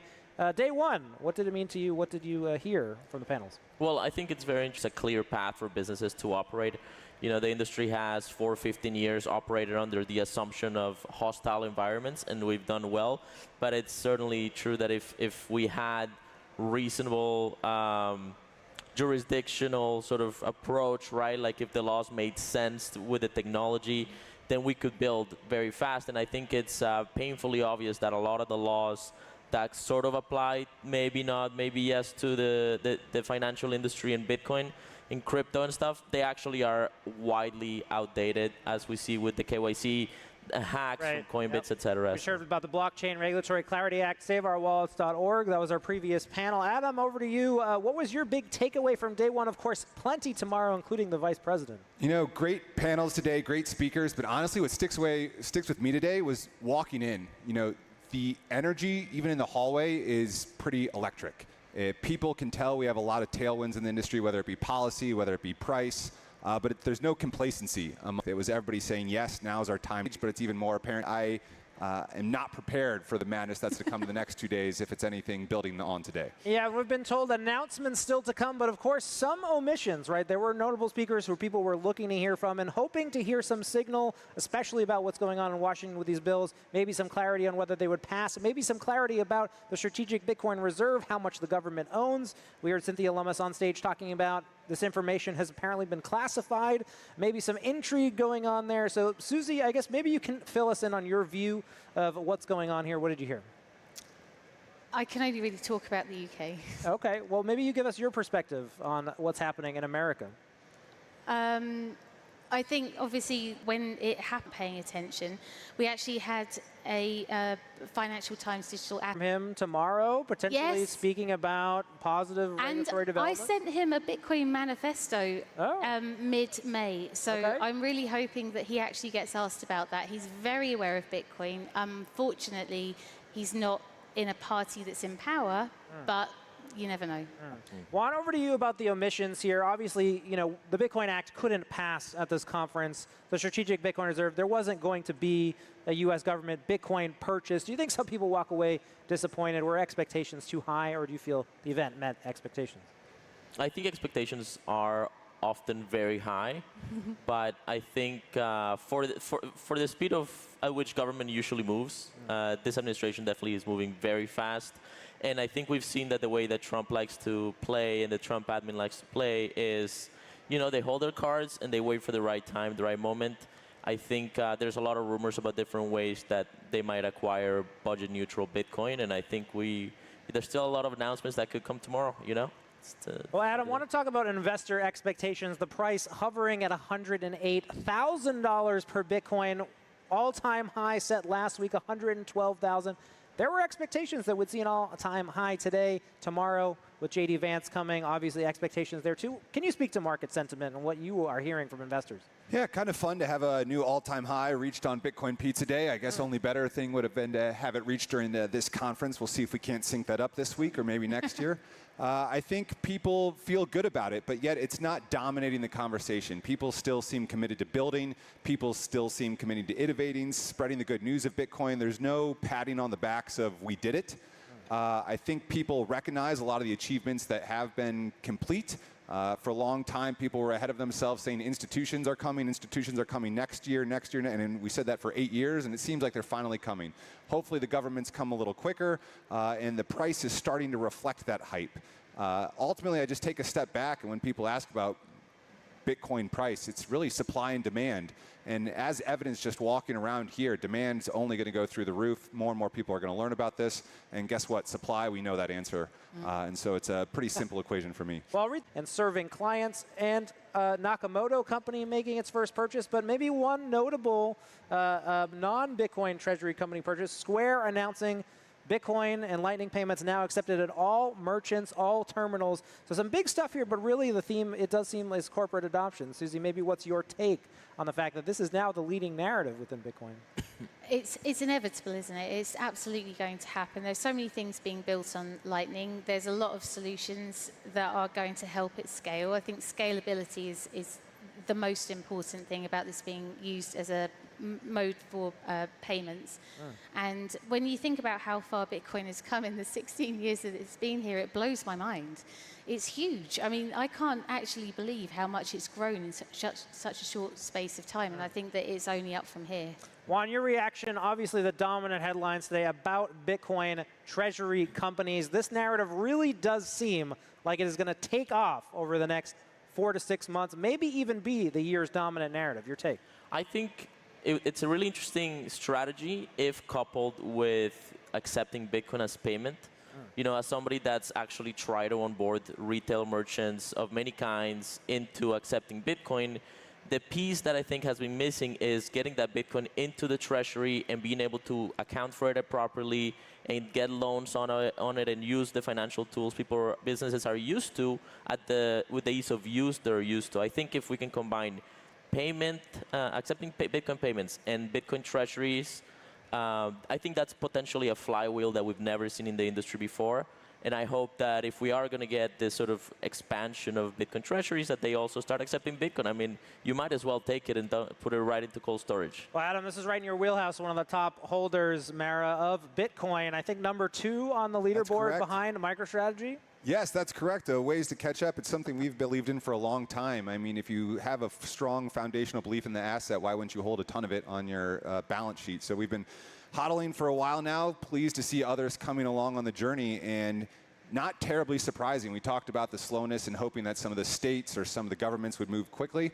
Obviously, if I were to ask you what moves quicker, a corporation or a government body, all of us would say the corporation. And so maybe that's what's playing out, and maybe this is the leading indicator that those sovereigns are to follow. We'll see. Positive, I think a lot of people are asking questions. I think the narrative is shifting. If you're in that CFO seat, even 5 years ago, if you put Bitcoin on the balance sheet, you risk maybe being fired if something goes wrong. It might be switching now to if you don't, you're going to risk being fired because you missed out on something big. And that's a pretty big foundational shift for the individuals making those decisions at all these corporations. Well, Adam, I want to stick with you because this has been pioneered by the Bitcoin mining space, right? In 2020 and 2021, we saw a lot of Bitcoin miners attempt to build large Bitcoin treasuries that then... So the economics of mining are still tough. It's a zero-sum game. There's only a certain amount of Bitcoin that we're fighting for every day. And so efficiency is incredibly important, whether it be electricity price, whether it be the efficiency of machines that you're buying, all of the above. And so it's still a dog-eat-dog world in the world of mining. That being said, Bitcoin price and a lot of these other companies that are adding it to their balance sheet is a separate equation. They more just care about price. Ultimately, all good things. A higher price, I think, attracts a lot of people. They start asking questions. A higher hash rate means a more secure blockchain, and so it's kind of win-win all around the board. Juan, I want to go over to you. Obviously, a lot of administration presence here. People on the desk today saying now Bitcoin is mainstream. No longer it's going to be mainstream. It's happened. It's in the past. We are a mainstream industry. Is the culture being lost? What's your take on how well the administration is speaking to the values of the Bitcoin community in your view? I mean, I think the question that a lot of people have not really thought about is what does success look like? What does victory look like? Let's just say success. And I think this is very much what success does look like. I think we have a very short, probably, opportunity to demonstrate what the industry can do, how fast we can build with a favorable or at least neutral administration, right? And hopefully we can prove to America and the world that Bitcoin is very, very useful and very cool. Of course, much more building to come. We'll be back tomorrow for day 1 of Bitcoin 2025. If you're watching at home on Rumble, YouTube, and X, there's still time to come down and get your tickets. We're at the Venetian in Las Vegas for 2 more days of epic Bitcoin programming. You've been watching the Bitcoin Magazine news desk presented by Mara. We'll be back tomorrow morning at 8 a.m. Pacific time, bringing you all the highlights, the programming, the talks from the speakers, as well as the panelists here. Go to bitcoinmagazine.com, pick up a copy of the latest print issue. Much more to come, including Michael Saylor, Ross Ulbricht, and others. We'll be back tomorrow. Thanks for tuning in.